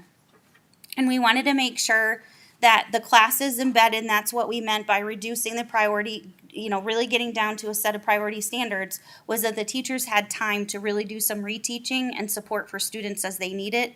And then the pre-assessments that they're giving, so before they start teaching something, they're not looking at what they're going to teach, they're looking at what should the kids have gotten before we start teaching this, so we can intervene on that. Okay, so this is I won't show you guys this, but basically we created just a walkthrough form that the teachers could use to kind of process through this process and the thinking, and that's available too. If anybody wants to see it, I'd love to sit down and show it to you. It's super fun for me. And then there were some things that we were able to get from resources that the state provided, and there were videos and documents that kind of explained this process. And so the buildings kind of determined if they were going to watch it, if they were going to let the teachers kind of watch it on their own time, or if maybe their staff was already beyond it and they didn't need it, because we do try to differentiate it as much as possible for our staff as well. Okay, and then we gave them who can help. And then these are the resources that they were given. So basically, this is our plan. This is what we're doing. We helped staff, we built their background on this process. We asked each building to create a timeline of when each part of this would be done that made sense for their building and the time that their teachers had to process through it. We created T-charts, so second grade teachers, I keep using elementary examples, and the 8th grade teachers created T-charts for math. And they said this is on the left side of the T-chart, so literally it's a T drawn down the middle of the page. And on the left side, it says, these are the things that we got to, and we're pretty confident that the kids know this. This is the stuff that we normally get to, and we're not real sure that they know it, or maybe we didn't get to cover it, and then that was provided to the freshman teachers. And so we did that throughout the district. Then they had then as those were passed on, the teachers reviewed those in the upcoming course. And so they reviewed those, and then they said, okay, if the kids have this, then we know that this is probably something we can move forward with. If we know they don't have it, this is going to be something we want to assess for and kind of figure out where the kids are so we know what part of it to do. And then we reviewed the priority standards that were given to us by the ROE, which were further prioritized from the state. And we looked at our scope and sequences that we already have and said, okay, what needs to go? What do we really need to focus on for this next school year? And then we created an initial draft, and then determine the assessments, and then we're going to keep working on this throughout this next school year. So this will be our plan likely for the next 3 years, and we'll keep expanding that scope and sequence as the kids get more comfortable and we return. And maybe we'll get it done in 2 years and maybe not 3. Okay, so, and then this just provided the time, and this was really important that we wanted everybody to understand, is that this is going to take time. We're not going to have this beautiful everything exactly ready to go But these are the important things that you need to have ready to go before the next school year, that these things are gonna change. And then the staff needed to work at a pace that would help the students, but in a style that recognized them, so we weren't burning them out in the process. And this is what they've been working on a lot during open gyms. Okay. Okay, I'm gonna hit escape. So there's the other two documents that go with that. Hang on, sorry guys. Ugh. Okay, I mean present, not share. Okay, so I'm just gonna get out of there. So basically then, I'm gonna need to switch to my other slideshow here.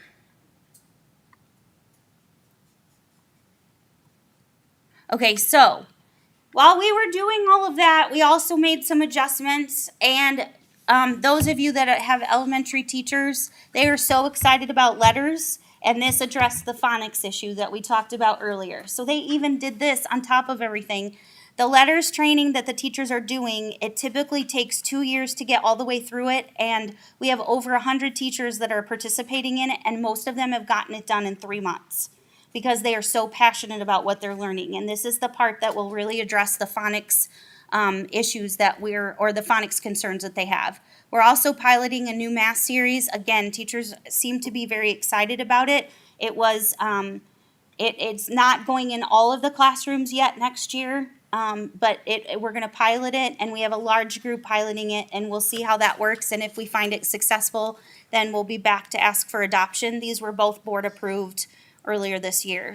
Then we're getting groups of teachers together to talk K-12 about math and K-12 about ELA. My hope is that eventually we get science and social studies groups as well, really all the curricular areas. And then we started spending some time with the principals each month. Typically we have district instructional leadership teams, and that really focuses on our school improvement goals. Mrs. Truex leads those.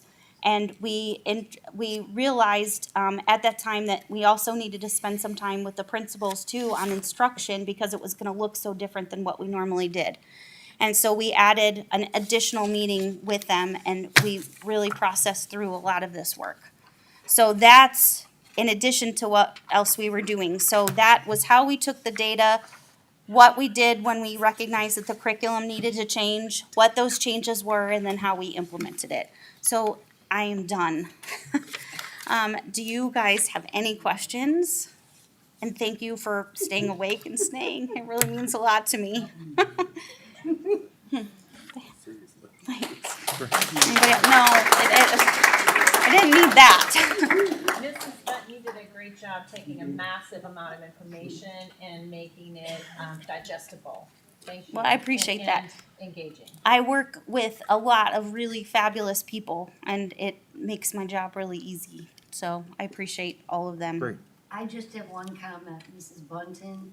We are a teaching and learning organization, and yet we spend very little time talking about the day-to-day work that our teachers do and our administrators about teaching and learning. And we have to compact it, even though this is, you just saw, spring to, 2 years. I mean, a year and a half. And so I just want to tell you, 2 school years. I know how hard it is, and I saw like you being nervous. You did a great job. Well, Thank you. I appreciate that, thank Great you. job, But ma'am. it's not just me, it's a large group of people. So, okay, Now, for the requirements, we have to talk about compacting all that information and making it fit with the P20, their words, not mine, into some sort of ESSA proposal, leave it broad enough that we could have comment about it, tweak it for the next 30 days. And so we will begin with the team with the Return to Learn 3-year ESSA proposal. Team. Okay, we're gonna pick up the pace. Let's go, Kelly. We're going. Okay, let's go to present. Okay, the Return to Learn 3-year ESSER proposal is that, a proposal. We do not have a plan yet, but these are just things that we came up with, and I'm gonna let Dr. Jacoby and Mr. Hart start with our PowerPoint. Well, as you know, very quickly, our mission in District 118 is that all students reach their full potential. We keep that in mind when we make decisions. We look at the district vision, and we run by 3 goals in the district for district improvement.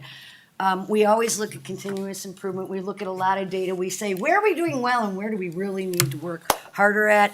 We absolutely know attendance is an issue. Chronic truism is an issue. People, please send your kids to school when they can come to school. That is something we struggle with. We're constantly looking for how do we increase our attendance rates at our schools. We know that's a district goal. We also talk about how do our management and our principals really focus on a student-centered approach. Student-centered. What do our kids need? All our kids.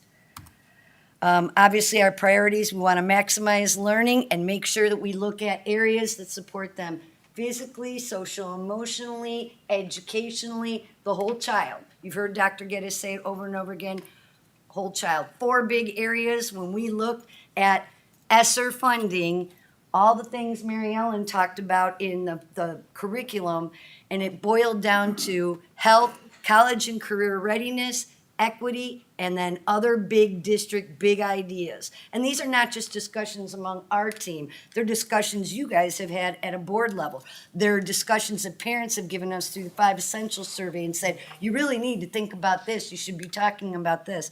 So to start out, we're going to have the resources we use, just so you know. P20 is a big, huge document we talked about in some previous meetings. The state gave us that guidance and said, when you're developing your plan, Don't read it front to back. don't read it front to back because it's 200 and some whatever pages, but you better start looking at these things.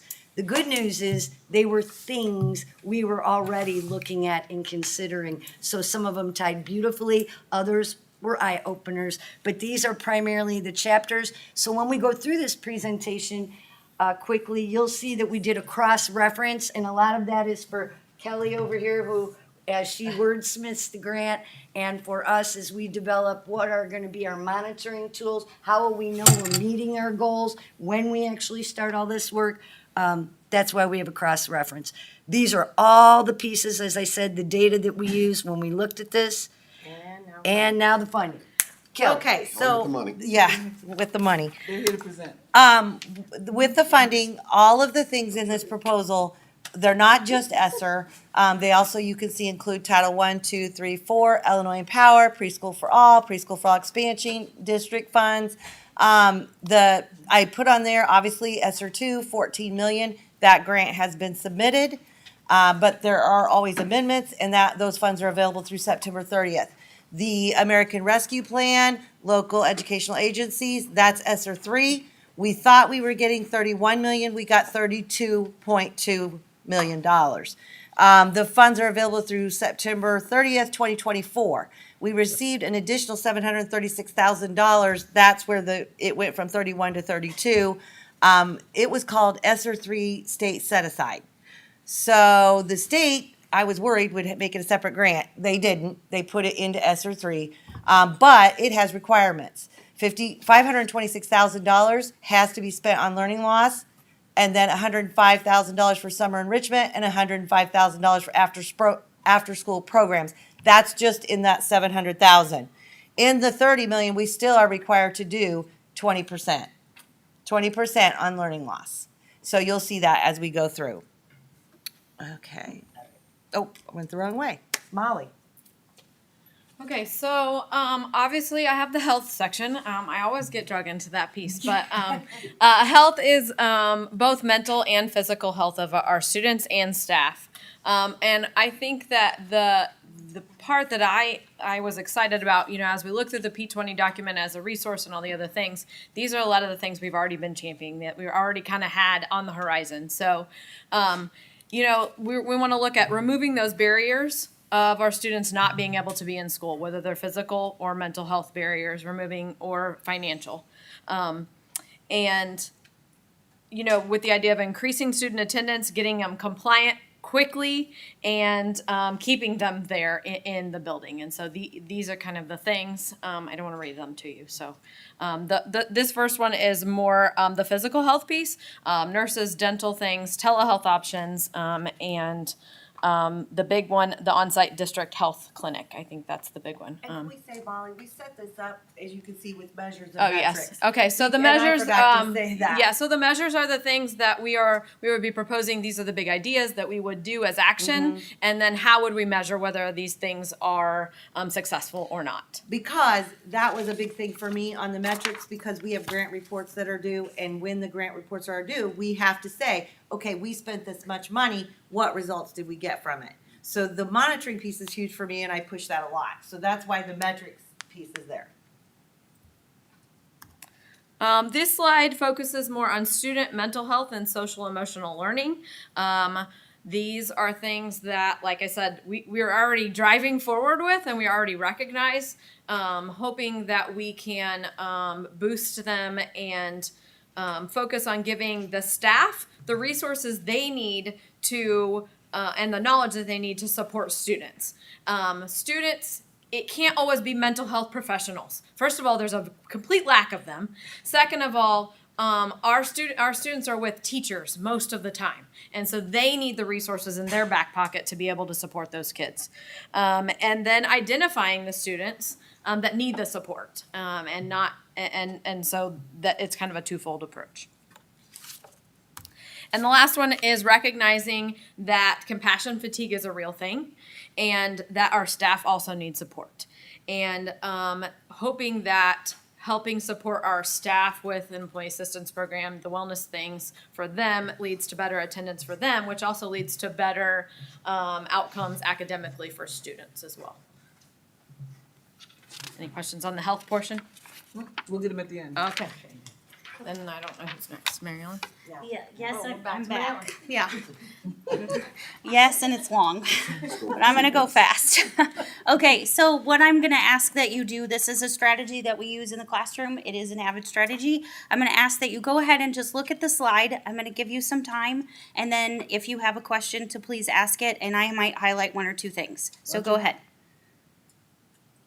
You can highlight while we're. Okay, while I'm reading. Okay, so again, we talked about this earlier. The things that this first few slides is about, the things that we're working with the teachers to help them be the best that they can be in the classroom. So we're focusing on letters as reading, math, and then of course we have the post-pandemic instructional plan, and then you see our metrics over there of how we're measuring those. Okay. We also have the focused open gyms. A lot of this we talked about standards-based grading, and we're really working on refining that to make to continue to make that a good resource for families and for staff. And then we're looking at the assessments that we give the kids and which ones are the best, and that's what an audit is and what gives us the best information. And we want to use as few of them as possible to give us the most information. Additional professional development measures. Internal university, meaning ways that we can give the teachers internal credit for to move to, we set parameters for the staff to be able to get, as folks were talking about, they work hard learning new things, and so we can give them credit for doing those things, and that would be something. We provide coaching and mentoring to our staff. And having those folks available not only out of our office but also in the buildings, utilizing STEM coaches, math and science expert to kind of help teachers, and then consultants when we don't have staff to fill roles. Again, AVID is huge. Always ask questions about AVID. And SMECNs, we talked about that a little bit earlier. Now, these are instruction ideas that we have that we would like to investigate. Having students that from DAC come down and help in classrooms at DHS and in other buildings, and then have our DHS students take a class where they could get credit for helping students in the younger grades. That would be fabulous. Booster camps, we started this 2 years ago with a kindergarten boot camp. Where the kids that were going into kindergarten, so rising kindergartners, they would be able to kind of get ready a week before school started. And now we're looking at implementing those. We would really like to implement those in the transitional grades. Eventually, we've got some work to do to develop a virtual academy. We did recognize that there were some kids that did a lot better virtually than in person. but the state requirements for setting that up is pretty intense, and so it's going to take us a little bit of time to get like a true academy ready to do that. And then growing your own, making sure that our staff, that if we have students and staff that are interested in teaching, that we provide the support to them, and then they want to come back and teach with us. We also have other instructional measures, and we've got some folks here that represent some of these things too. So what is there out in the community that can help support our students, and how can we help support them as they support our students? And then how can we provide opportunities for learning beyond the school day for our students? And that's what all of this is. And really making sure, since we do have AVID in all of our buildings, that we are doing it. There's so much research to show that when AVID is done with fidelity throughout the building, that it really does improve the situation for all students. And then for students that need alternative programming, being able to reorganize and really expand that process.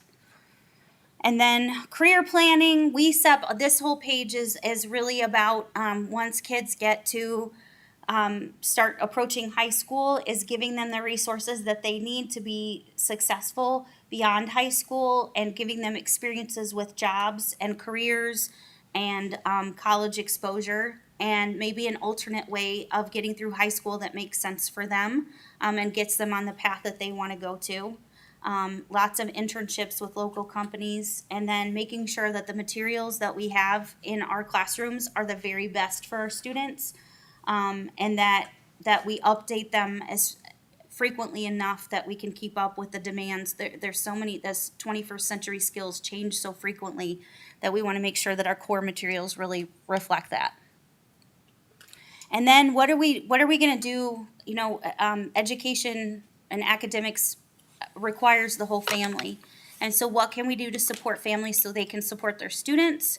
And a lot of this is outreach and making sure that we have supports available within the classroom. I don't know if those of you that are there, but filling out that FAFSA form is absolutely ridiculous. I don't know how many of you experienced that. So we want to make sure that we have time built in where families can come.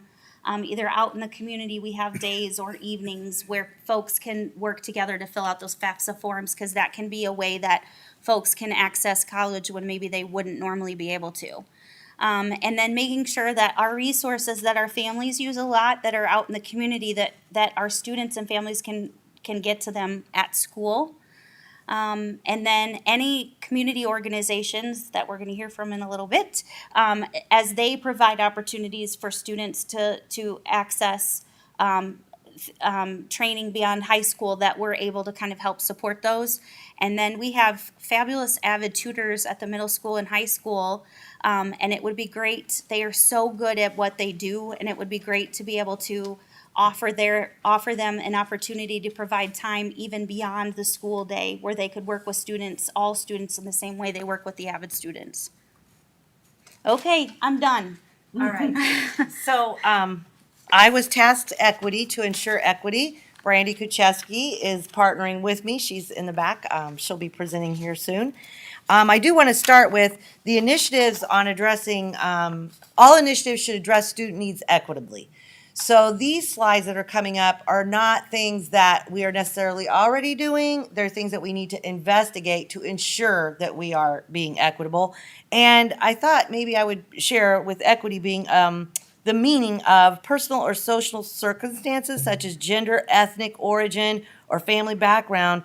Those are not obstacles to achieving educational potential. So that's the lens that we're to use with equity. So things like organize the student attendance areas, the pre-K center we've talked about. We've got virtual and in-person registration, the community support van, more available funds for homeless, and expand like the physical education opportunities when we've talked about building on multi-purpose areas or gyms. These are district measures.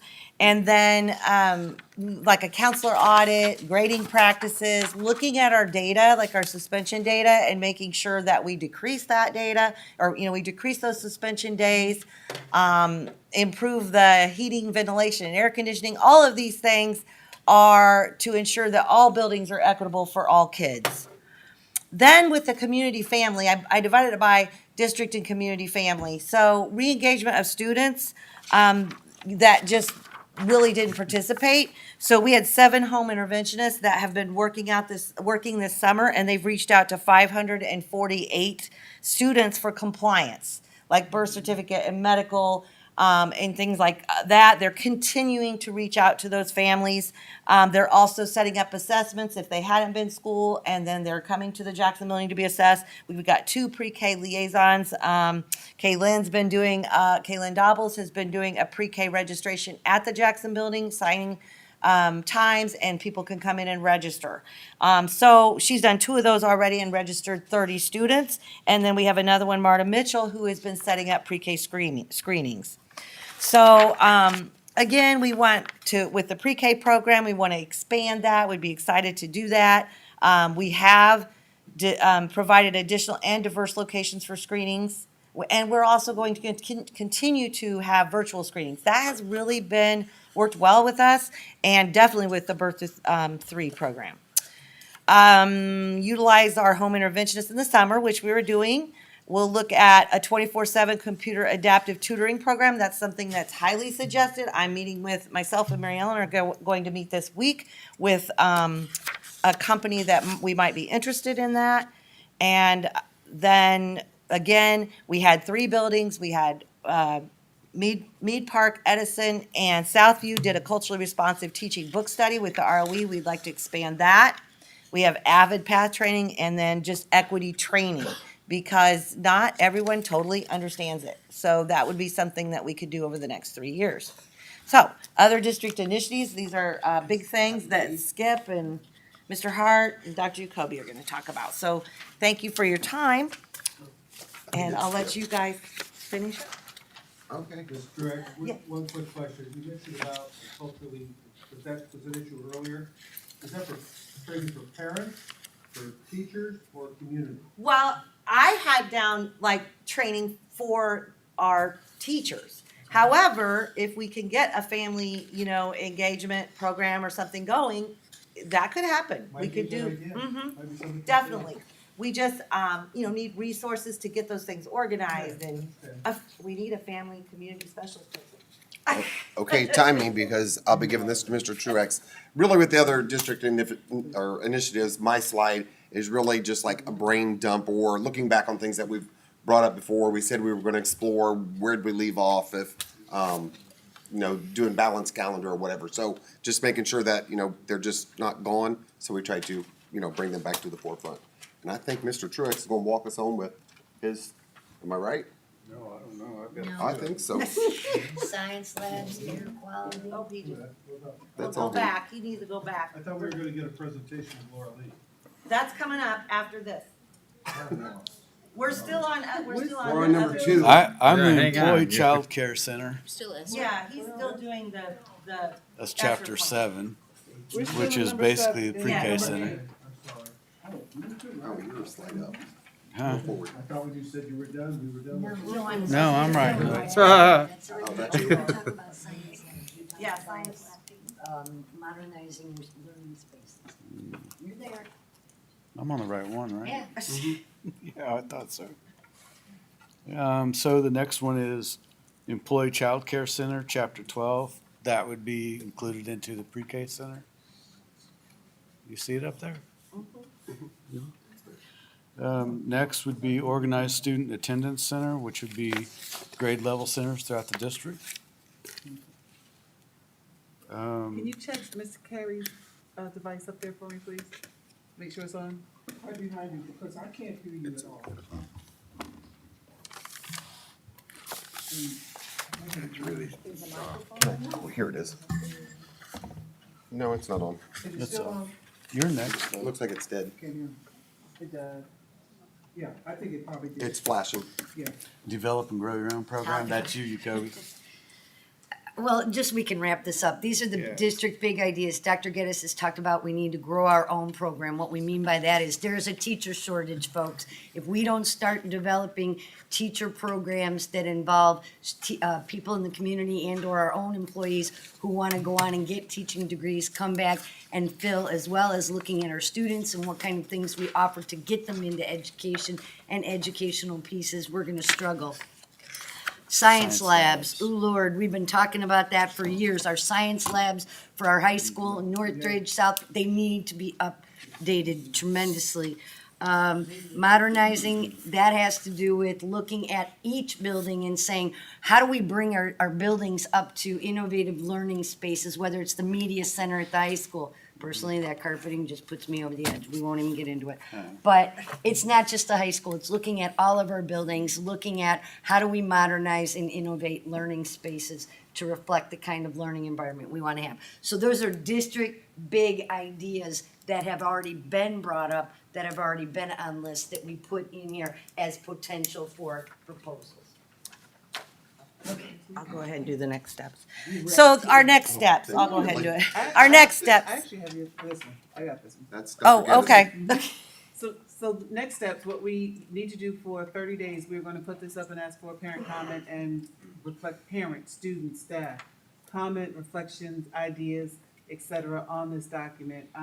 We'll have this up if you can give me, not tonight, tomorrow, that we will put this up. We will reconvene all of our transition teams to review this information with them. And based on that, we will develop the priorities. We'll pull out the themes that emerge from them. Bring it back to the Board of Education with a timeline and reconvene for you guys for approval to be able to send it to the state. Those are the next steps. And that, this would have to be done before the end of September, just so everybody knows. Yep. Any questions? I know you must say, when do we sleep? But he's doing all this stuff. Thank you, Kelly. And team. I think I'm next, right? Yep, you are next. Okay, Oh, wait, I wanna let's- thank- Wait, no, you. Oh. We're gonna move into. Yes. Laura Lee Fellowship House. Onward. Okay, I'm just reading. the Educational Support Office is recommending that we partner with Laura Lee Fellowship House to provide an opportunity for an after-school, or they've been doing a summer thing. Mr. David Groves is doing that, and I'm gonna let them come up and kind of share. And I wanna thank them. They came here at 6:30, and they waited for Mrs. Robinson, let them know when they could come back over. For the kids, and one of my Garfield kids, so I'm thrilled to see Tone here. But I'm recommending that we partner with them to, and you can see the attachment with their service agreement, to provide an opportunity for 30 students. And I'm gonna let them explain, if you wanna come on up, what they've been doing. And introduce yourselves, please. Yes. And this is in the chapter 10 of P20 and is part of the 3-year proposal. Come on up. Thank you, Mr. Grove. Thank you. All right, good evening, everyone. First and foremost, thank you to the board and Dr. Geddes for allowing this to be possible. I moved back to Danville last year in February, and did I think this would happen? No. But getting the call and making this happen, Dr. Geddes reached out to Trisha Teague and Lisa Brooks, who was on our board, and we got this started in November. And since November, we've been able to have over 40 students in our after-school program and 30 students in our summer program. And I know you all think we've been waiting. They've actually been getting tired of me because we have a fashion show tomorrow. So we've been in fashion show practice since 6 o'clock. So we just walked over and got that going. But I did want to present on the Ubuntu Mentoring Program. My name is David Groves Jr. for clarification. I'm the Executive Director of the Laura Lee Fellowship House, and I have been the director for about almost 2 months now. It brings me great excitement to come here and present this, because the main thing that I want the community to see is the Laura Lee was a safe haven for myself, for my mother, and now it's going to be a safe haven for future generations. What we're doing now is the Ubuntu Mentoring Program, which stands for I Am Because We Are, teaches students how to recognize different triggers when it comes to mental health, how to actually deal within the classroom, college readiness, career being prepared for careers, but most of all, actually learning themselves. We value African culture. We value actually making sure that students understand what it means to be an African American in today's society. But not just that, but to recognize different cultures and actually have access to these cultures to understand how we can better work with groups. The best part about this program, I'm at work all day. I'm there from 8 to take a little quick break and then come back for our after school program. The best part about it is seeing these students learn something new every day. There's never a dry day, whether it's a joke about, something that I've done yesterday, or whether it's just enlightenment about there. Today they were doing vision boards, which just allowed me to see that they have an interest to see different career goals. That is something that we're doing here at the Lower Lee. The importance of this program, I'm actually going to allow my students to talk about it, but I do want you all to know that we have so many plans. And although we said 30 students, since our college trip, which we were able to take 40 students to Evansville, Indiana, Nashville, Tennessee, Atlanta, Georgia, and back, COVID safe, no scares or anything, for a week, which was an adventure, let's say that. But this adventure turned into students being excited for what's to come. Like I said, they don't have to be here all day. I have 4 students here. We have 2 from our after-school program. We have 1 from our summer program. And then we have a student who's with us all day. Not for sure if she just loves being around us, but she feeds into the program and she comes in our summer program, helps us out, and then comes back in the evening and helps us out as well, too. We've had a month long of events, and like I said, the last event for the month is the fashion show. You see the masks that we're wearing right now? I made sure that they wore these today. We had a Black Male Summit this past Saturday, which we had over 50 young men come out and actually learn what it means to wear a crown. The theme was you can't wear a crown with your head down. We see so many students who feel defeated in the classroom because they may not understand something. They don't know how to specifically voice their opinion. They feel sometimes they may be too aggressive. I know these things because I was that way. I'm a product of Denver High School. I'm a product of District 118. I love my upbringing. But that's enough for me. I want my students to furthermore tell you, so I'm going to bring up Tone Phipps first. I'm in the summer program. My name is Tone Phipps, obviously. So I was in the Ubuntu, but I stopped going. It's not for their reasons, but in the summer program, we learn a lot about our black history, and we're helped with our mental health and everything. We have mental health checks. We're learning about entrepreneurship and money, how to manage money. We're learning about, we've learned about the origins of Juneteenth and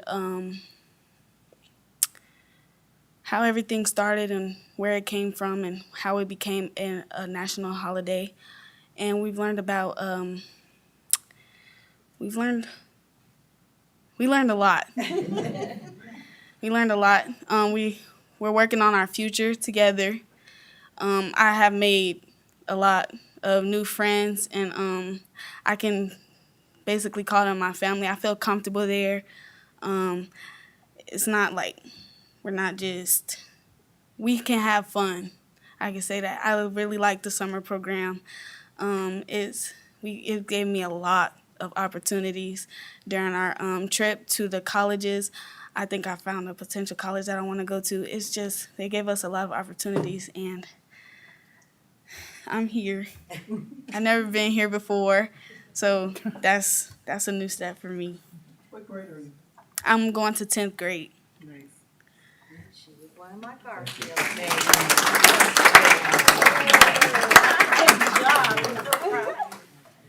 Hi, everybody. My name is Dakaya Davis. I'm an incoming junior at Danville High School. I'm the student who talked about that goes for morning and afternoon. But I've been in this program since it started, basically. Like, being in the program has really brought, okay. If you know me, you know, like, my family, we're just all loud. But we're not really loud, but I'm not loud, but I'm loud enough to know. All right, now. I'm loud enough to know that, to voice my opinion without feeling like I'm doing too much with it. So being in the afternoon program before the summer, it has taught me like a lot of Black culture that I didn't know before. It has taught me how to allow myself to explain myself without feeling like I'm overdoing it or I'm just being dramatic, you know. But But the mentors we have in the afternoon program, it brings you to like you can trust them with any and everything just about, and they'll make you see the good and the bad. Not gonna agree with you just because well you're in the group. Like they're gonna let you know if you're in the wrong or if you're in the right.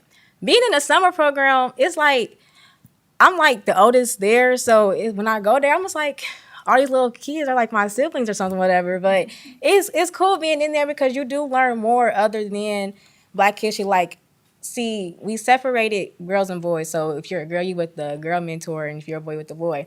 Being with the girl, you learn more about you can learn more because she can say more without having the guys feel uncomfortable. So being with her, it's like, wow. I mean, I can do more than just be here, graduate, it's more to it. Going on the trip, it opened my eyes, even though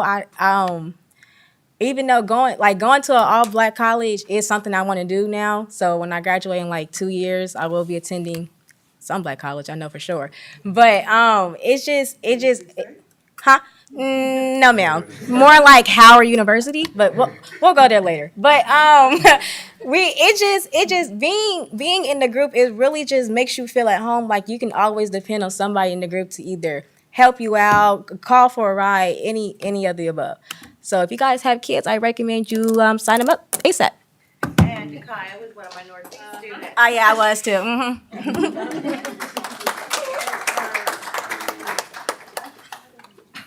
I might have to bend down. You can try to bend it up. Bend it Pick it up. up. There you go. All right. My name is Nathaniel Hoskins, and I just graduated high school.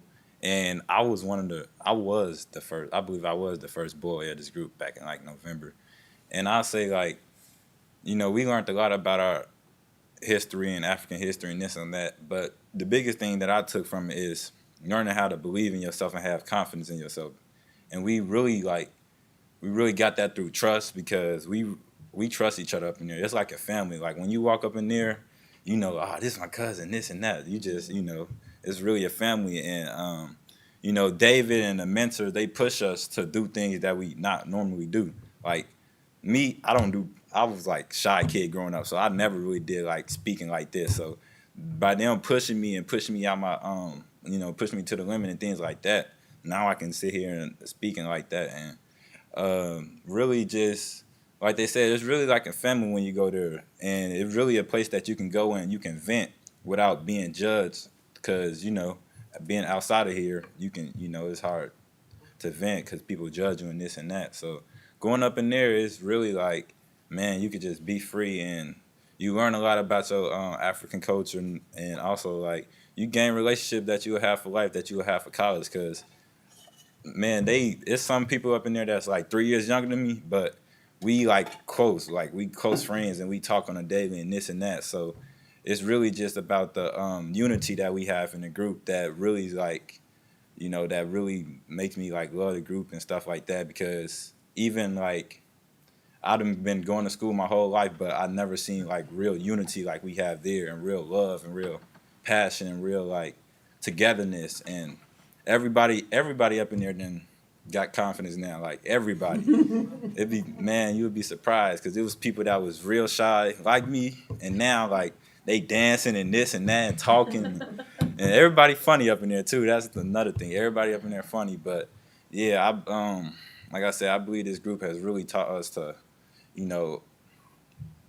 believe in ourselves and have confidence. And another thing, it taught us males it's okay to let your guard down. It's okay to talk about your problems because, growing up, you got to stick it up. You're not supposed to talk about your problem, make you look weak. But up in there, you're not weak because you talk about your problems.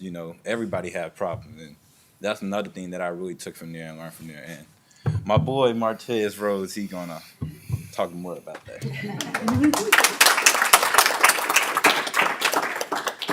So you're gonna put me last? All right, I'm Martez Rose. I'm an incoming senior for Danville High School. I'm gonna touch on like a lot of what they said. This group is amazing. I wasn't the kid that always talked like Nathaniel said. I was a quiet kid. I'm still trying to, uplift my voice. But the summer program, it's just a lot going on. Like you come in there every day, you can't be not smiling. Like it's never a day you're gonna leave without smiling. And there's plenty of times we had like plenty of talks after the group, like just sitting there till like 12 o'clock at night and the group stops at like 8:30. So 10, 12 is just too far.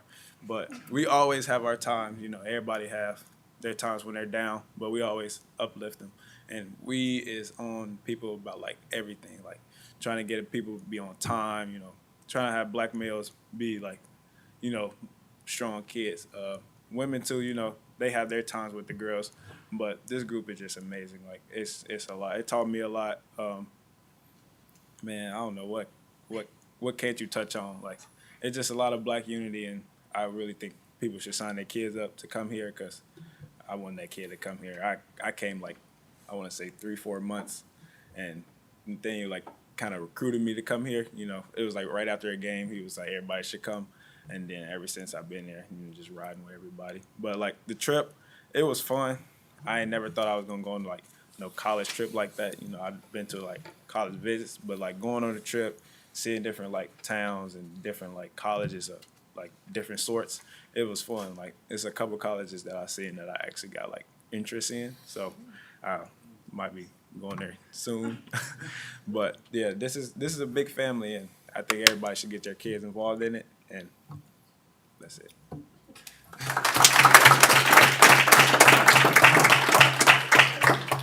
And I do want to close out with two more things, because I know you talked about bringing more teachers here. We do have 2 student interns this summer. John Ward, he is a 2020 graduate of DHS. He is leading our King summer program. And then Destiny Dye, I tease her because she graduated from Shalarman, but she is coming back to teach for the district after she graduates from EIU next fall. So it's things like that we're doing here at, it's things like that we're doing here at the Lower Lee that we want everyone to know. And then one project that we have coming up is our behavioral health clinic. You will hear a lot more announcements coming soon. This behavioral health clinic is going to be big for the district, for the Danville community as well, but most of all helping students who may not know their avenues in school to get the help outside of school to actually help get them back in school. So if there's any questions, please let me know, but we thank you for your time, and this is Ubuntu Mentoring. Thank you. David, let me just say one thing. I want to thank you. There aren't many people outside of my crazy group of administrators who can ride with me when I'm having that thought process. And I came to you and I'm like, here's my thinking. I have some money and this is what I'd like to see and this. And so when I talk, I'm doing this, and you have to be able to ride with me, and you did it. And this is the manifestation of one day me sitting there going, this is what I'm thinking. And so I just really want to say I'm grateful for you, grateful to you, and it does my heart. Just, really just good to see the manifestation of a thought I had one day. I appreciate you. All right, we appreciate you too. Thank you. Thank you. What we're asking is that we partner with them to possibly even expand. I mean, that's what ESSER 2 money and ESSER 3 money is all about. And Laura, we worked, when they talk about your program after school, that was after school programs. That was a different grant. And then now ESSER 2. So we're asking that you approve that we recommend that you approve that we partner with Laura Lee and continue this program. You want that as an action item? Yes. You make the motion? Yes. I'll second. Yep. That's already done. Okay, we have a motion and a second. Any questions?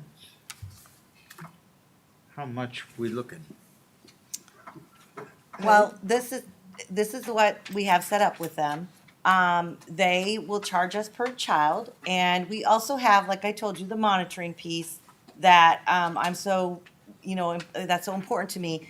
They're sending me attendance records, and also we require they follow up with the kids when they get into high school from the summer program. So Mr. Groves has assured me that they will meet with the counselors or follow up on the kids on their attendance. And so those are the metrics, and then they just charge us per child. So is this the summer program for next year?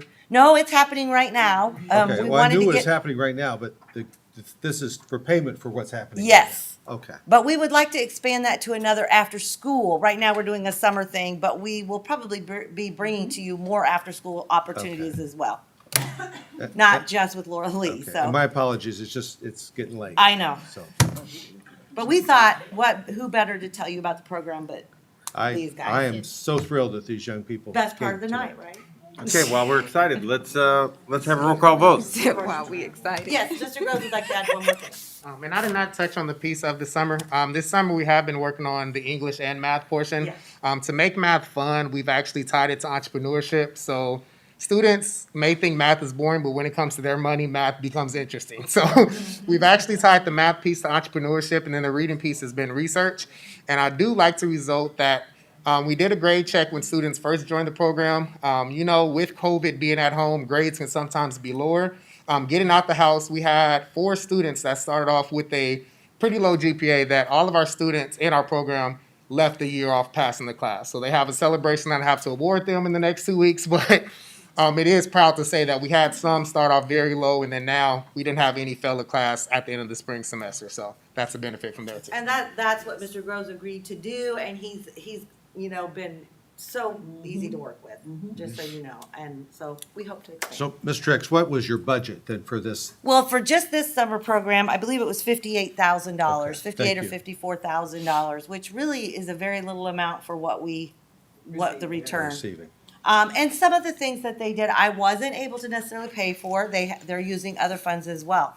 But he always works with me, and we say, okay, yes to this, or we'll check on it. So it's been a really good experience. Okay, roll call vote, please. Mrs. Schrader? Yes. Mr. Dobbles? Yes. Mr. Henderson? Yes. Mrs. Holleran? Yes. Pastor Miller? Yes. Mrs. Carey? Yes. And Dr. Ashton? Yes, motion passes 7-0. Thank you very much. Very much.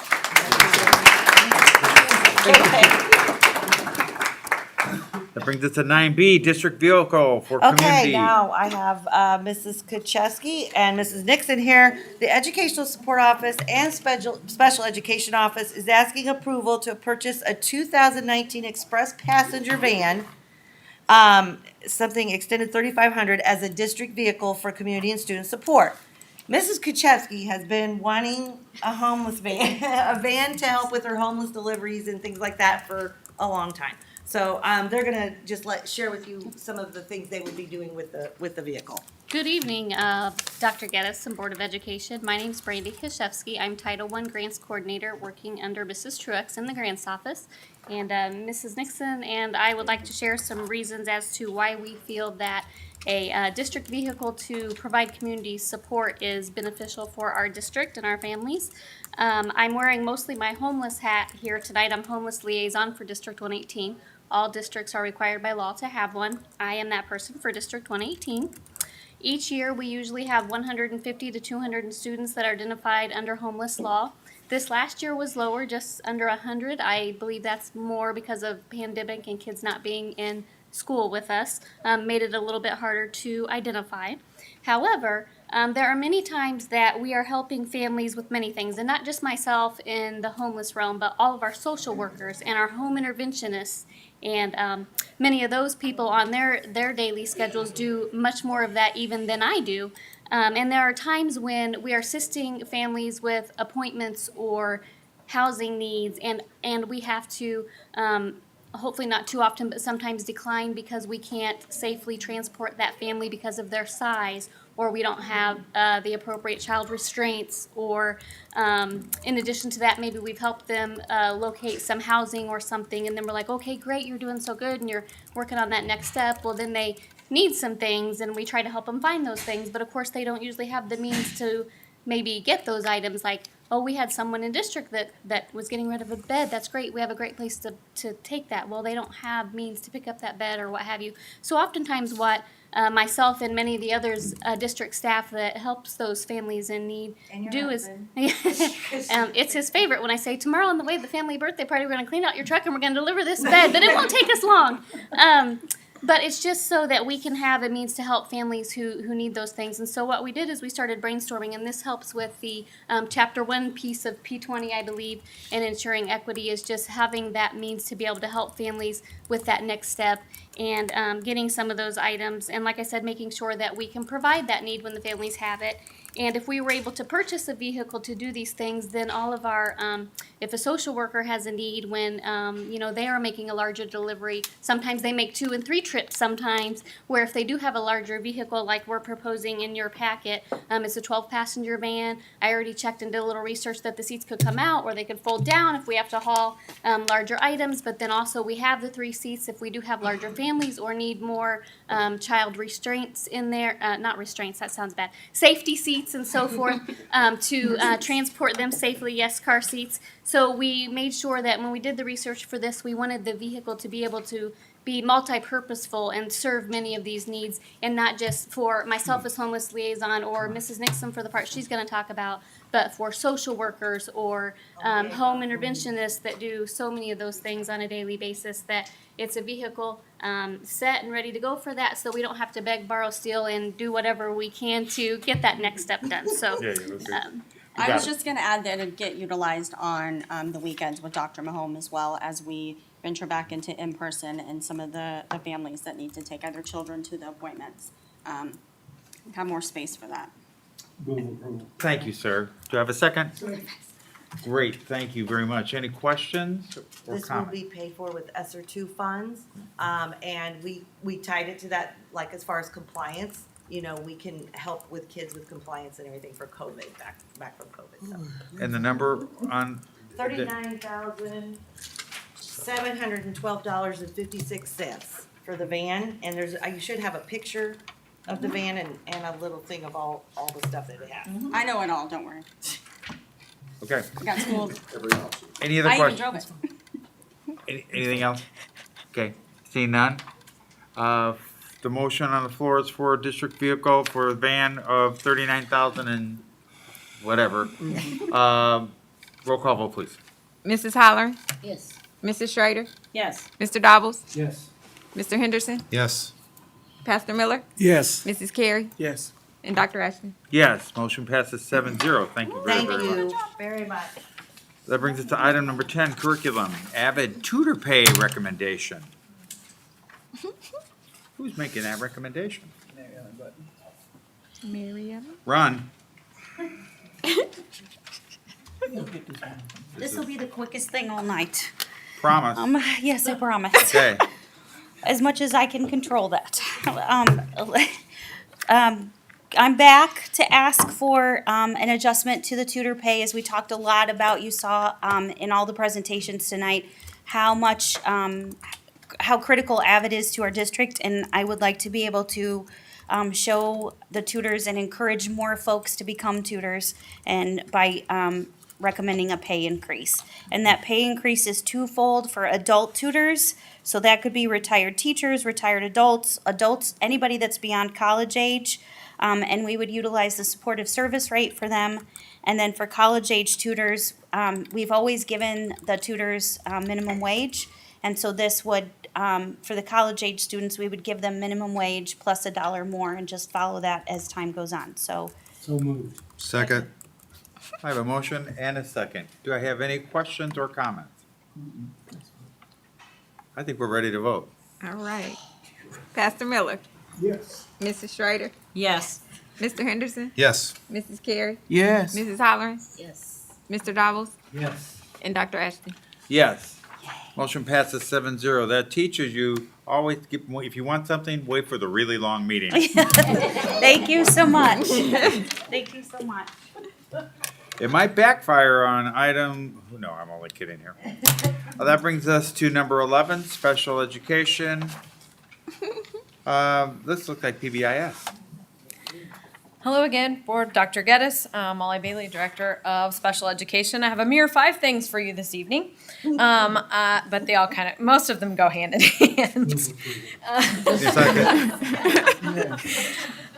So as Mrs. Button has been working so hard on curriculum, I've been working very hard on social emotional learning, and the biggest piece of that kind of goes hand in hand with AVID is PBIS, Positive Behavior Intervention and Supports. And our big buildings, it takes a lot to run PBIS. And right now we have one person that we pay a stipend to do that. So they're teaching all day and then trying to, in the evenings, coordinate PBIS. So I'm proposing tonight that for our big buildings, DHS, Northridge, Southview, and Mark Denman, we pay a second coach to help support that in the building. Move approval. Second.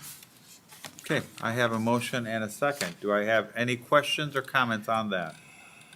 See none. Roll call vote, please. Mr. Henderson? Yes. Mrs. Carey? Yes. Mr. Dobbles? Yes. Pastor Miller? Yes. Mrs. Schrader? Yes. Mrs. Halloran? Yes. Dr. Ashton? Yes, motion passes 7-0. 11B.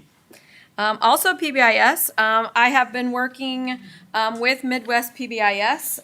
Dr. Tan actually got us reconnected. This is something we used to do because I think it's been 15 years since we've had PBIS in the district. What we need to do as we return all of these students to school, we need the systems in place. We need to teach expectations.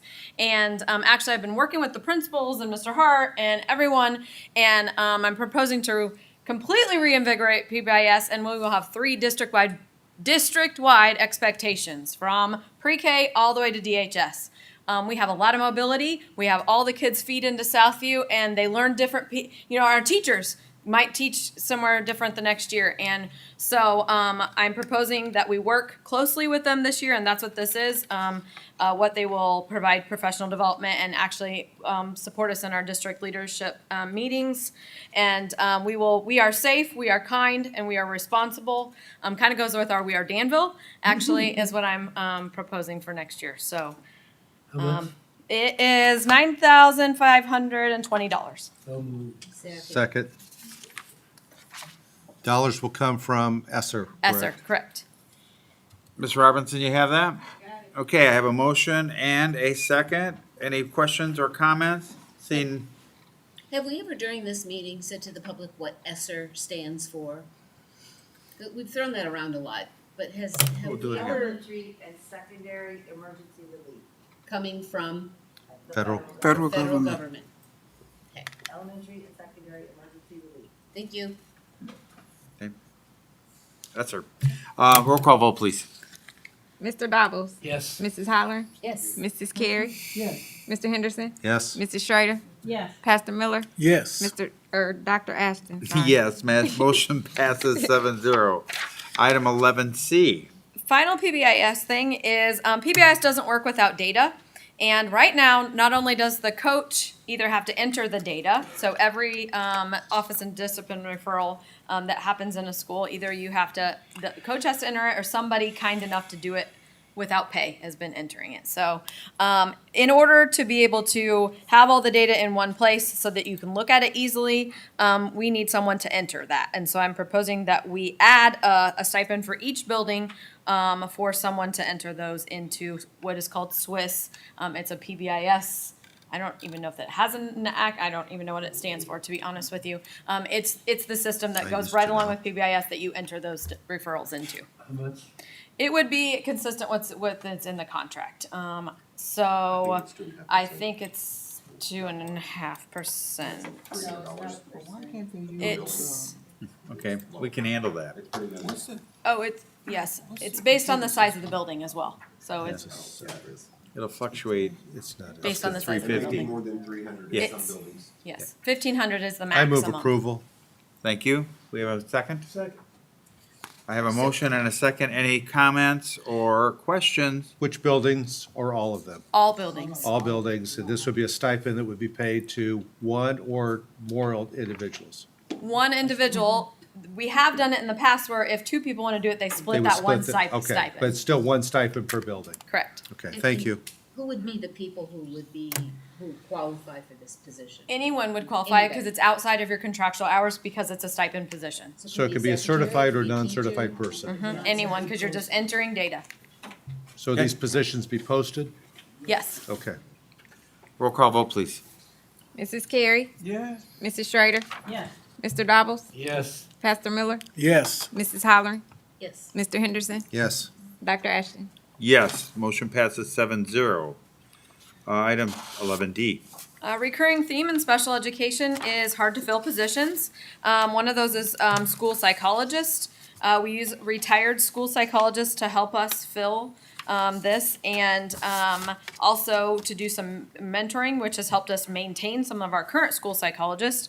The current rate is $58 per hour, which was set in 2017. So to remain commensurate with the current salary schedule, I'm proposing an increase of $3 per hour for each of the next 2 years, for a rate of $61 for 21-22 and $64 for 2022-23 school year. I move approval. Second. I have a motion and a second. Do I have any questions or comments? Where does that put us with other school districts as far as? Most school districts don't necessarily do the retired. What you do is contract agency. Right now, we can contract with Presence Learning for $90 an hour, Okay, that's what I needed. to and know. that would be a telepsych. That would not even be a person in your building. Okay. You sold me. I'm sold now. I was hoping so. Roll call vote, please. Excuse me. Can't talk. Mrs. Schrader? Yes. Mr. Henderson? Yes. Mrs. Holleran? Yes. Pastor Miller? Yes. Mr. Dobbles? Yes. Mrs. Carey? Yes. And Dr. Ashton? Yes, motion passes 7-0. Thank you. 11E, substitute rate. Same accord, speech and language pathologists, a current rate of 55 per hour, which was set in 2017, to remain consistent. $2 per hour for each of the next 2 school years, which would be 57 per hour for 2021-22. Move approval. Thank you. Do I have a second? Shan? I got it. Because I did the percent kind of thing, and so. Okay, any And other, you have to remain consistent with our salary schedule, so. any questions or comments? Seeing none, roll call vote, please. Mrs. Holleran? Yes. Mrs. Schrader? Yes. Mr. Henderson? Yes. Pastor Miller? Yes. Mrs. Carey? Yes. Mr. Dobbles? Yes. And Dr. Ashton? Yes, motion passes 7-0. Thank you very, very much. Thank you very much. Number 12, business and finance. And I'm really going to cut to the chase, and I'm going to introduce Chris Coyle from First Student. He is the area general manager, and he's going to talk about First Student and the future of First Student. Mr. President, Board, and Dr. Geddes, appreciate this opportunity to get in front of you. I had a 45-slide presentation, but I nixed that, so We'll savor anyway. So we've got some exciting things happening, and as I hear a lot of the reflection on what happened, the challenges you had as administrators, certainly we were there along the way. And I got to admit that I am very, very proud of the First Student family, from our drivers, our monitors, our staff. We couldn't be where we're at unless they were all in. And so, and the partnership that we got from the district really put us into the point where we could serve the community. So we appreciate that, and high honor there. With that, we do have some changes coming forward. Our manager, Ty Myers, has decided to relocate back to South Bend. We took a new contract over there that's where he's from. He knows the area. So that's allowed us to get into a situation where we've got make a decision on bringing a new manager. And thankfully, we've got a young lady that will be joining us officially on Monday.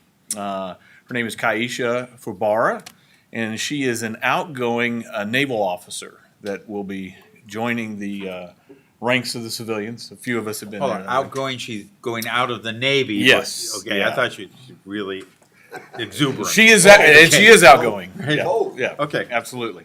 So I think what she brings to the table is she is a logistics officer. She's been through a lot of where I get my deliveries, how I manage people, and she's got a finance background as well. And she's really focused on the community. So I think she's going to be a great fit. Really excited to bring her on team there.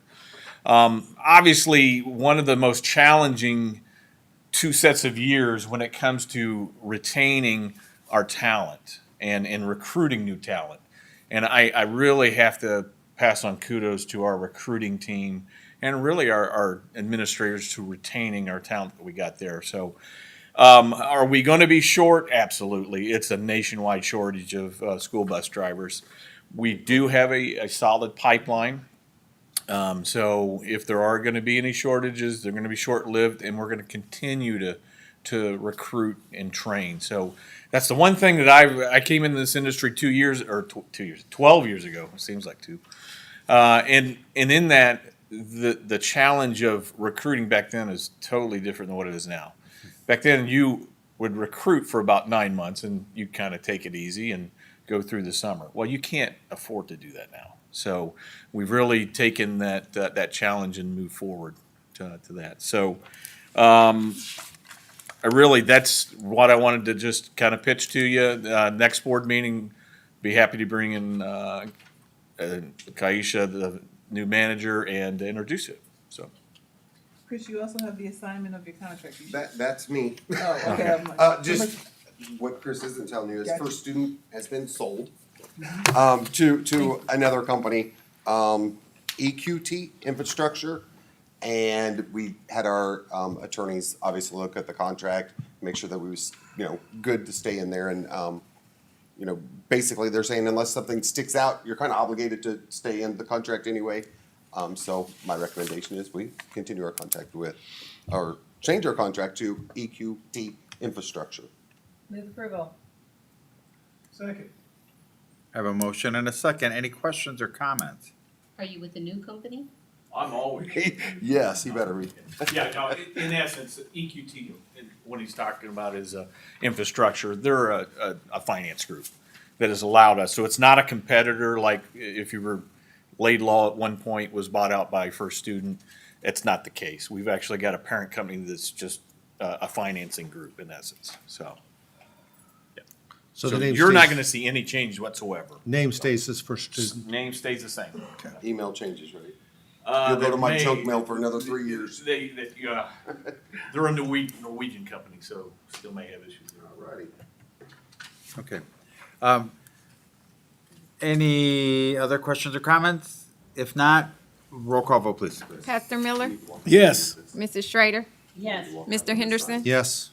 Mrs. Carey, Yes. Mrs. Halloran, Yes. Mr. Dobbles, Yes. Dr. Ashton. Yes, motion passes 7-0. Thank you, Transportation. All right, thank you very much. We really appreciate it. Sorry to keep you this late, Oh, you're- but it's been enjoyable. Okay, that brings us to item 13 of 27. Buildings and grounds. Oh, Skip. Wake up. Okay. I'm good. Good evening, Board, Dr. Geddes. First thing on the list I'd like to ask the board for today is permission for architectural engineering bidding documents for the food science renovation at Danville High School. And I will be glad to make that motion for consumer food science room at Danville High School. Second. Have a motion, a second. Any questions or comments? Well, that was easy. Roll call vote, please. Mr. Henderson? Yes. Mrs. Carey? Yes. Mr. Dowell? Yes. Pastor Miller? Yes. Mrs. Schrader? Yes. Mrs. Howard? Yes. Dr. Ashton? Yes, motion passes 7-0. That's the easiest of the night. Okay, thank 13, you. 13B, keep it on a roll. I'm going. The second thing I'm asking request for this evening is bidding, architectural and engineering bidding documents for new heating and air conditioning Skip, systems. why don't you let me finish it out for you? I got you. I'm good, okay? No, I got it. You got it? Yeah. Okay. Northridge, Southview, and Mark Denman. I'm sorry. Northridge, Southview. Yeah, I'm good. You want me to get it? Northridge, Southview, Mark Denman. Mark Denman, I got it. Okay. Elementary schools. Sorry, I apologize. It's okay. We got you. Move approval. Second. Okay, we have a motion and a second. Request permission to receive bids from the architect and engineer for high HVAC of Northridge, Southview, and Mark Denman. Explain this to us, will you, Skip? Okay, well, where do I start? Well, I don't know, start. I'm not really sure where to start. So let me do it for you, Skip. Go ahead. Yeah. Yes. Take I a got break. you. Okay. So, we we- need to do the HVAC systems to do repairs to them at actually, it's the 3 schools that have been, renovated, Mark them and. Yeah, we've had Northridge. ongoing problems there for quite some time. We really need to update those systems. Yep. We've spent a lot of money in repairs and, honestly, they just, the life expectancy of them is not, that much longer than what we've already had. We were talking, at one point, we were talking about redundancy, in some, Mhm. is that what we're talking about, or total redo? No, we're not talking about redundancy. We're actually talking about redoing them. And this is just This- correct? And these are just. This, go out to this bid. is this would be for design documents for that. Yeah. For that purpose alone. the systems themselves, we've had a lot of problems with. I'd say in the last 5 years, I know we've spent $500,000 to $700,000 in repairs. You're And, going for whole new systems? um, Different? Yes, He's sick. and it would be paid for by ESSER two. To improve air quality. So Skip, and, you know, I know you're not feeling the best up there, but I did have some questions as well on that. Oh, that's fine. Good, I'm all right. Because I had thought that we initially had talked, you know, a priority system as far as the HVAC systems. And I was thinking that we had talked about some different schools as having higher priority. I do know that we've had problems at Southview. We talked about that a lot. I wasn't aware about problems at Mark Dimon, I don't think, but I just We've- wondered why this got moved up, okay? Because of ESSER two funds, basically they're available, and, you know, there's time limits there. We will attack the other problems with the ESSER two or ESSER three. Okay, so like funding. Northeast was a school that you've talked with us about needing to be done. So that would come later then, is what I'm hearing you say? Yes. Okay. Yes. Garfield, or, excuse me, I didn't mean Garfield. Liberty Mead Park, have we had any problems there at all? Mead Park, everything is new within the last 5 years. I do have Liberty on On the list. the horizon. The systems on the south side of Liberty, of course, are new. We just put those in 2 years ago. The 3 units up front will need to be replaced Okay. soon, but I have those set to be replaced on the ESSER three. Okay, Basically. so they'll be coming later. Yeah. Thank you. And I think ESSER two, that is one of the things they want with ESSER two. Right. Right. Is they We all know. You explained that the last meeting. We know that. That's correct. Okay, we all know that here. Dr. Harrison, cost? Yeah, well, we, For design. to receive Bid. bid. This is It's just. to receive, there's no cost. Okay, it's just to receive bid. Yeah. Okay, we're good. Yep, we're good. Roll call vote, please. Mr. Dowell? Yes. Mrs. Holland? Thank you. Yes. Mrs. Carey? Yes. Mr. Henderson? Yes. Mrs. Schrader? Yes. Pastor Miller? Yes. Dr. Ashton? Yes, 7-0. Thank you very much. The motion Okay, thank passed. you. Sorry, I apologize. Thanks, Skip. Thanks, Skip. Seth, you got this. No problem. Yeah. 13C. I forgot. I got one more to go. No, we got it, Skip. No. Good night. 13C. Yes, Give us the good details, evening, Seth. board, Dr. Geddes. We went out for bid on the auditorium AV lighting and rigging improvements at Danville High School. And looks like we received 3 bids, the lowest being TSI Global Companies in St. Charles, Missouri, at $893,500. Of course, after reviewing Skip reviewed the bids with Dan Wakefield, Rife Stack Reed Architecture. It's his recommendation that the contract be awarded to TSI Global Companies at that bid amount. Isn't that pretty high, Skip? I mean, Skip, Seth, isn't that pretty high? It is high, and I know that at least 400,000 of that is for the rigging. Are we also partnering with the foundation? And we're also This is the partnering with the foundation. project that we're- First of all, I'm gonna move approval, and then. Thank you, Mr. Henderson. Do I have a second? Second. And I will, as Dr. Geddes, please correct me if I'm wrong, but I believe the foundation is contributing $360,000 towards this project, which was an increase of $110,000 of what they originally had shared with us. That is correct. And then with the expectation that our cost also increased by about $300,000. We expected that these costs this bid would come in at about $500.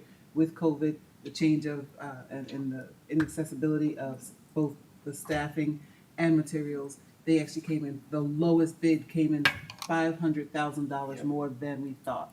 Right. Wow. And that's the lowest bid. And again, a lot of that had to do with rigging, something that wasn't anticipated. They looked at it and they said this is a serious safety concern. But may I add, we need to do this. Absolutely. Okay, this is it. You can debate it all you like, but we really need to do this, and we've committed, and with the foundations are on board, so I would hope that we'd move with this. Let me also share this, as I shared with the foundation. The timeline is, we are concerned because we have the Midwest Classic coming up. We absolutely need everything to go right and well. We do know that in this COVID climate, materials are scarce, and so are the ability to find staff that is also becoming difficult. We may run into challenges when it comes to Midwest Classic. So we may with the not. timeline. Absolutely. So I want to put that out there now, so that we are not surprised when we get there. Yeah. Correct. We hope that we make it though. We hope I mean, we make the optimism is that we may make it, but we're up against the wall. Any other comments or questions? It'd be pretty clear with TSI that we do have that deadline. It's sort of a loose deadline with the classic coming up, but that they understand our urgency. And I get it about supply and staff, I get it, but I know that has been communicated to everyone that was bid as part of the pre-bid meeting. thank you. Yep.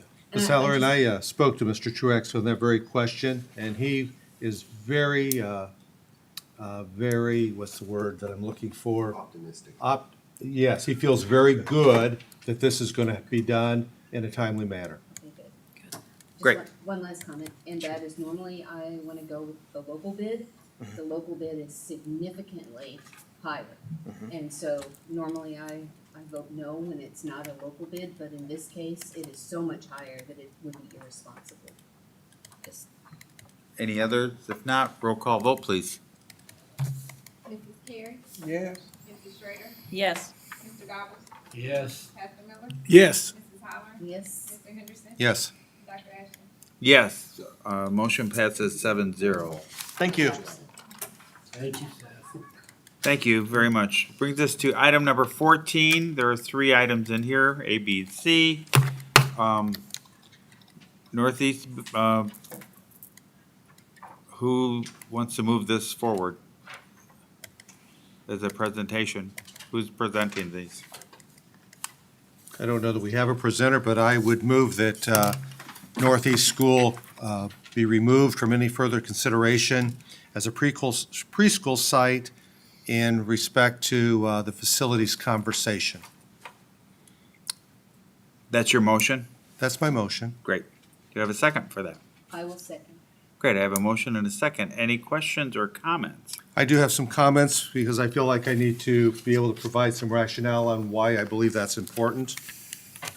First of all, I don't believe that moving the preschool center there is a good decision because, again, I don't know that it is, well, I'll move forward.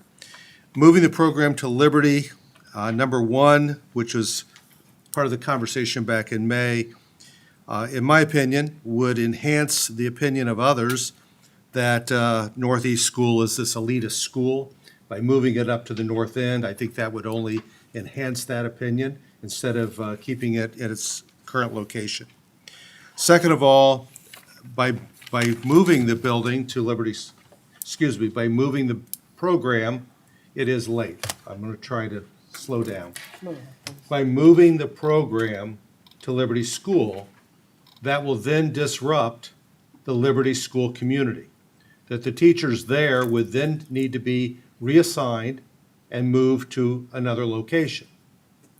The question that I have is where would that location be? Because we would in fact be eliminating an elementary school by moving northeast there. Liberty then no longer becomes a school. The staff would be, as I said, would be disseminated. At the same time, we've had conversations regarding the high costs that is going to take at Garfield School. And that there was also discussed at that May meeting that Garfield School may be something that would be closed in the discussion for facilities.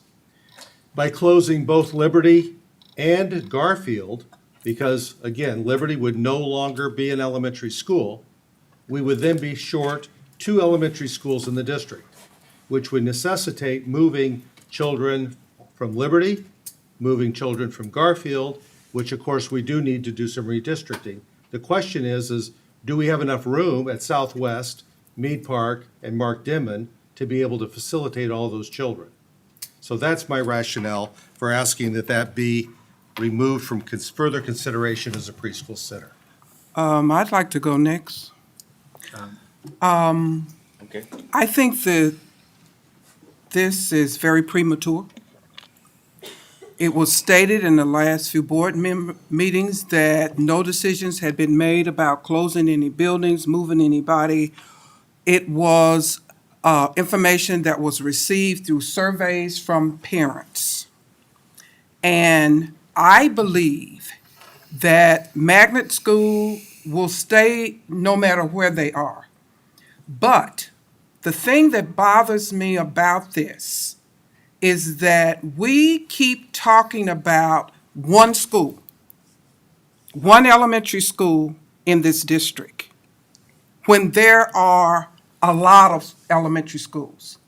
And I'm talking about conversations I'm having from other teachers who feel like, Mr. Henderson, that we are only focusing on Northeast as a board.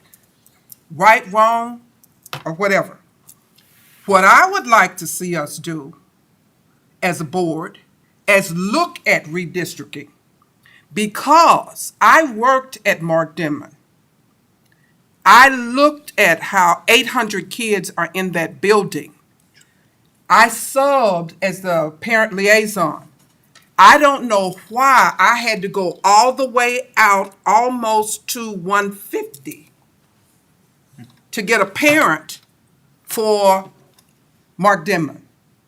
If there's anything we need to do right now is look at the total district and how we are sending kids. My grandkids are getting ready to go to school. I don't want them on a bus for an hour and a half. My thing is, we want to focus on one building. Why can't we focus on the total? Let's look at where all these children are going to school. Northeast kids select to go there. Okay, that's fine, that's great. But these other kids don't get a choice. They're either put on a bus or parents have to take them. So why not look at the total picture of where all of our children are going, then make some decisions and come back to the table so that everybody feels like their voice is being heard. Every parent. You know, that's my thing. It just really bothers me that we keep talking about one building when we got all these other buildings, all these other kids, and you know, you say we're not listening to each other. I'm listening to y'all. You're saying to me, parents are saying to me, well, my building is important, just like the other buildings. So my thing is, nothing against Northeast, because I don't want anybody going out saying this. Magnet school, I think it should stay. Yes, I have no problems with that. What I'd like to see us though do is look at redistricting across the district. Mrs. Carey, I think you have some valid points. I think that part of the reason that there appears to be focus on Northeast is because it isn't like all the other buildings. It isn't like all the other schools. It is our only magnet school, and it stands alone because of that. And so it just automatically draws that attention, and it is not, I don't believe, at the expense of all the other schools. And I think you do have some very valid points, but I think the point that Northeast is a magnet school, and it is a school that we're proud of, and we're trying to preserve what it is. And I would disagree, Ms. Carey, because I think we've talked about several schools tonight, and several schools to put HVAC in, and so we're doing a lot of renovations, and we've talked about Northeast for a long time. I think it's time, if to make a commitment and go there and stick with it as magnet school where it is. And Mrs. Carey, just as a follow-up, and I appreciate your words. As I was speaking, one of the concerns that I have is with the Liberty staff. Because if you move that program to Liberty, the Liberty staff no longer is a Liberty community. That school no longer exists. So when I'm speaking about all of our schools and the impact that it has on all of them. And I, of course, don't disagree, Mrs. Carey, we have to look at redistricting because we have a problem. I think the last time we redistricted was when you and I were working, was it, Ms. Carey? Before Back in 2006, maybe? Yeah, before that. I think that the northeast building needs to be considered in the totality of the facilities of the entire district. Northeast is a special school because it is our magnet school. And it's our health and wellness school, and it is a jewel in the crown of the district. And we love what you do there. And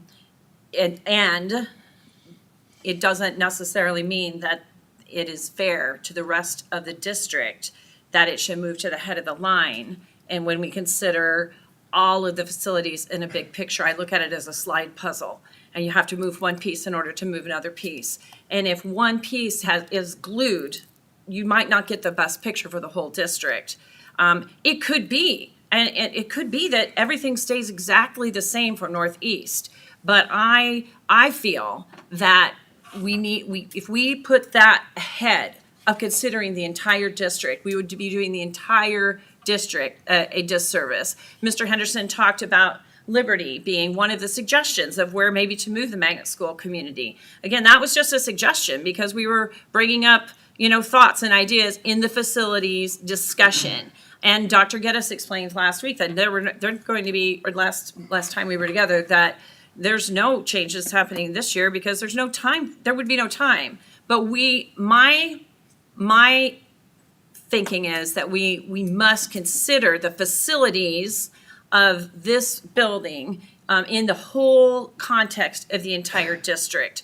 Not that it doesn't make the magnet school extremely important and special, because it is. It is. And Mrs. Schrader, I'd like to point out that I've been on the board this is my third term.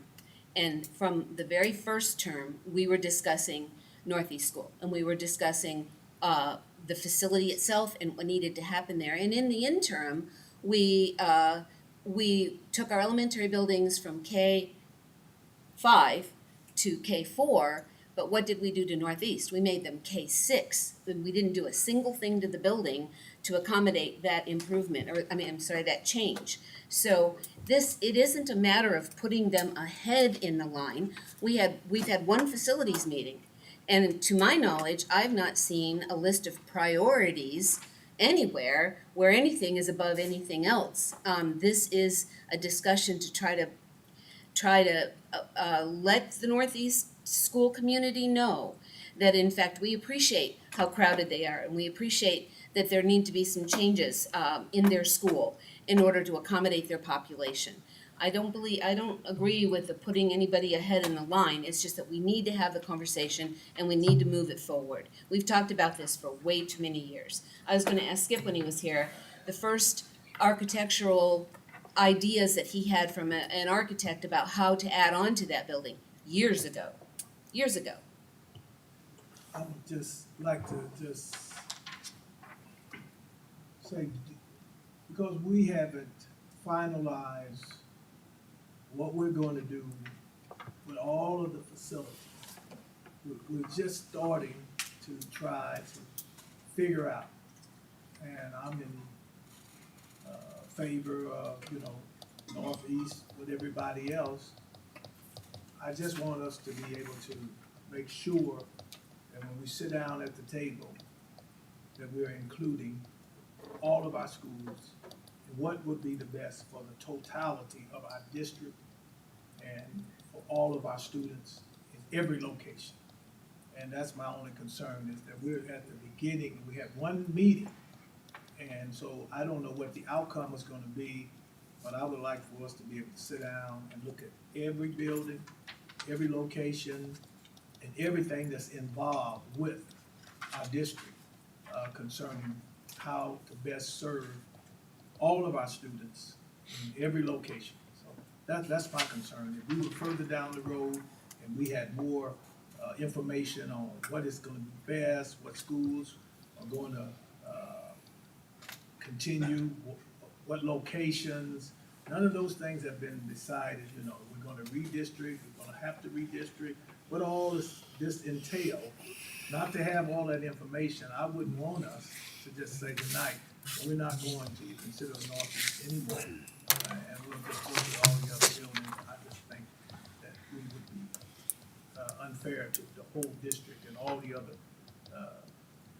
principals and all the other students and all the other parents.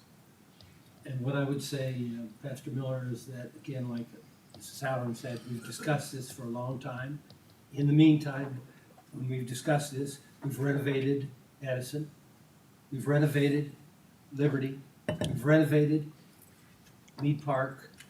We've just voted tonight to do renovations at Mark Denman, at Southview, and at Northridge.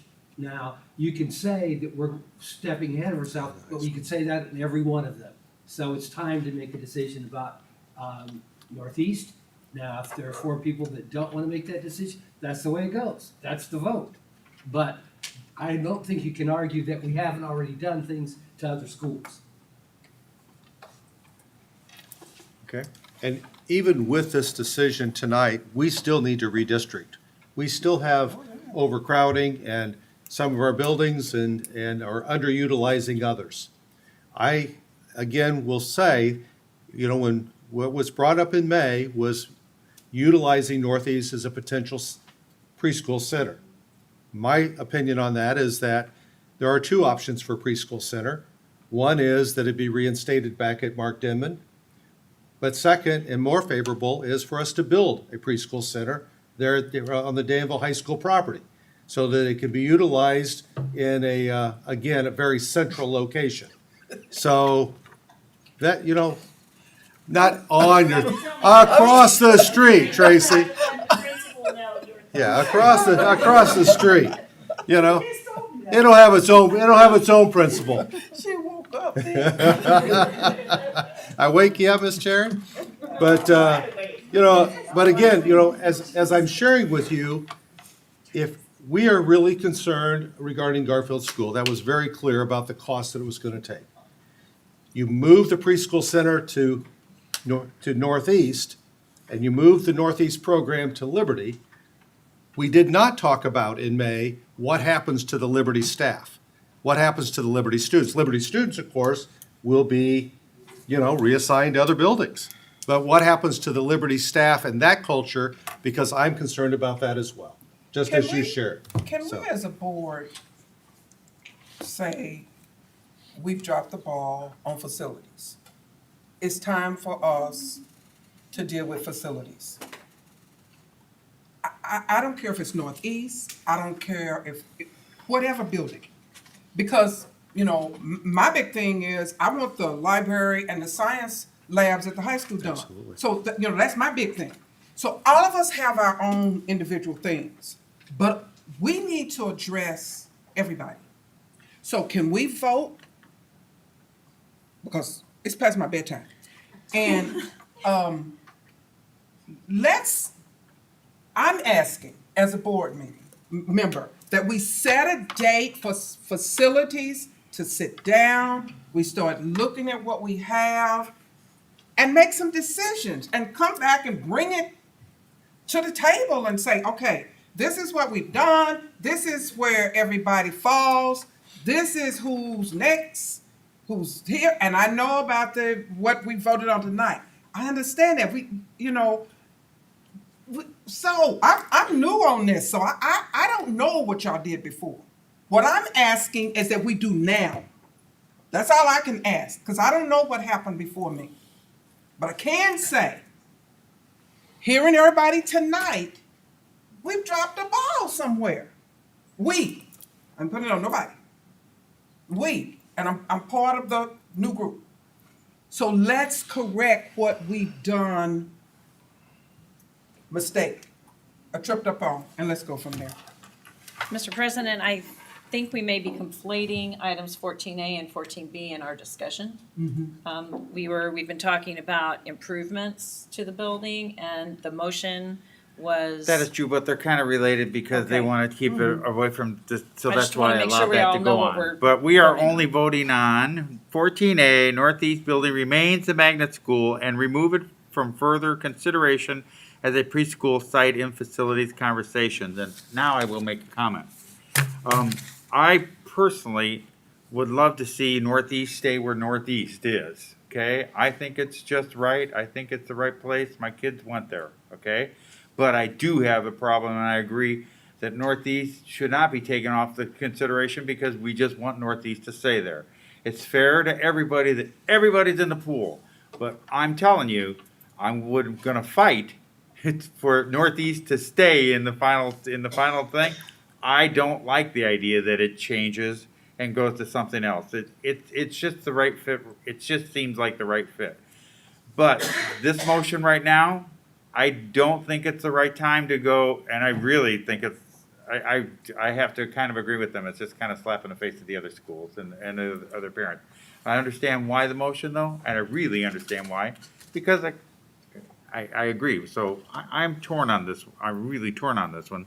And we'll see how I vote in a little bit. If there aren't any other comments, well, let's have a roll call vote. Mrs. Schrader? No. Mr. Dobbins? Yes. Mr. Henderson? Yes. Mrs. Holler? Yes. Pastor Miller? No. Mrs. Carey? No. Dr. Ashton? No. The motion fails. 4-3. 14B. Because it does not preclude that, because you can still, I think it does. It does. It does. preclude that. Because. no, because you, There's no reason at this point in time to talk about improvements at Northeast as a magnet school if it's not been decided that it's gonna remain a magnet school. Because certainly, if you do a facilities discussion, you would want to be and you decide to move the preschool there, that changes the conversation. Fine You with me. don't need a music room, you don't need a enhanced library, it just changes the conversation. So I Okay. move that we move that from consideration tonight. thank you. Then that will bring us to item number 15, any informational items. Wait a minute, let's go back to 14 just for a second. Okay, Not, I've already talked about it, okay? And I have requested that we remove that item from the agenda, okay? Because we don't have, 14C. it's, Oh, we don't have an amendment. We only can have an amendment if we have an agreement with the DEA and the board both agree on how to amend the contract. And so, although I think that the board has said that if the DEA wants to look at some of the questions that have arisen about the contract, that they will sit down with the DEA and see if there is some kind of amendment that we want to work out. But that's up to the DEA and the board, and then both would have to agree. That state things fairly, that's a reasonable. I mean, that, but the board has said we are willing to sit down and talk about some of those issues. That's all. Thank you. Item 15, informational item. none. None? Board and superintendent comments, item 16. I'm actually have none, we've listed, everyone wants to go home, so we've I will gone. take all my comments and move them to the next meeting. Out of respect, I know there are other people who have lots to say, so. That's awesome. Any other comments? I do. Go ahead. First of all, I'd like to thank all the presenters. They've provided a wealth of information to the public tonight. So thank you to all of you for all the hard work. Second of all, I would like to again thank the Danville School Foundation, the board, Mr. Truax, on the renovation of the high school auditorium proposal. These renovations will be a wonderful asset to our community. I also had the opportunity to see the work in the gymnasium and the field house that we authorized. Oh my goodness, even though it's not finished, it is just amazing. And then the machinery is moving at the parking lot at Danville High School. And I'm going to tell you, again, a wonderful, wonderful addition or improvement to the high school. Last of all, I am appreciative that the reports that I talked about last meeting that were provided by both Liz Small and Mark Dimon were posted on the District 118 website. But at the same time, the fact that we spent $46,000 on these reports and that the link to both of them is not on the district homepage for the public to be able to have easy access to the information is a little disheartening to me. Instead, these items were embedded into Dr. Ashton's comments and very difficult for the public to locate. I don't believe that this is transparent to the community that we serve, and I'm making a request that these links to both of these reports be put on the homepage of the website. I'd also like to know what arrangements have been made now that the COVID restrictions have been removed for both Ms. Small and Mr. Dimon to present their information to us in a public forum. I'm certainly certain that fellow board member Ms. Schrader, who recommended Ms. Small to do the survey, will second that request and certainly make certain that that happens. I just hope that we don't have to again utilize board policy 2.220 in order to have this put on the agenda. So again, I'm asking that we make arrangements. Ms. Schrader, I hope that you concur with that we make arrangements for Liz Small and Mark Dimon to come and make their presentation. I'll go ahead and speak to that. I actually don't concur with that. Since we have access to both full reports and the reports are available to the public in their entirety, I know that Ms. Small, when she had her, when she delivered her initial report to, I know it was Dr. Geddes and Mr. Dobbles and maybe Dr. Asher was there, it was a 3-hour presentation. And that I think would be quite excessive when we could read what it is that they said. And I think that the purpose of these reports were to, number one, get public input and inform the district about what the public and what the teachers were, what the real true feedback was about the district. And if you read them, I can tell you, I was not that surprised. It was what I was hearing. And so I am very glad that people were direct and frank and gave their true feelings about what was going on. And now the reason we did that was so that we could use it as a foundation going forward for a strategic plan, which is the next step. What the community needs is the strategic plan. What the community needs is to be able to look at what we had, what we did do, but now we need to be focusing on what's next and use this data to move forward. So I did not concur with bringing 2 more groups of people in to talk about more presentations. I would be more in line with let's have action and let's get our strategic plan moving forward with this as the foundational data, which was exactly the reason that we had these 2 reports prepared in the first place. And the other thing I would say is I would agree to thank you for all the presenters and parents. The parents, thank you so much. Community members, thank you so much for showing up at this board meeting. It is super late and you are here because you care about your children and we have incredible respect for you. We have so much respect for you and we thank you that you have been advocates for your family and for this district. It makes me very proud. Just to dovetail on you, Ms. Schrader, I am aware that Ms. Small would like to make a presentation to the board, and I'm aware that there are a number of community people who would like to hear from her about the report. It doesn't have to be a 3-hour presentation, but those are the comments that I'm hearing. But again, Well, I'm glad you that's said that for because another day. she had not indicated that to me. On another note, I want to echo my thanks. This has been a very long meeting. They're not usually this long, but I thank you, and I thank you mostly because we are a community that we come together when we need to come together. And if we are divided, we were very respectful of one another tonight, and respectful of other people's opinions. And to me, that's what Danville is. And I want to thank you. I want to thank you for that. I want to thank you for the leadership that you've shown as parents and staff. It means a lot, and it gives me hope that no matter how divided we are in our opinions, there is hope that we'll come together and do what's best for the kids and for the community. Dr. Ashton, I just want to take a short moment to say I want to thank Dr. Geddes for birthing the program at Laurel Lee. Mm-hmm. When we see those young people tonight, it touches me. But we hear of so much violence within our own community. And I already know that when our young people are not given opportunity to discover their brilliancy, their greatness, And again, they're there all day. It takes away from opportunity to be out in the streets and get with the wrong people. And so I'm very, very thankful to Dr. Geddes and everyone else that's worked, to David Allen, for this program, the after-school program as well as the summer program. I'm just very, very encouraged that these young people will not be taken by the streets because of this program.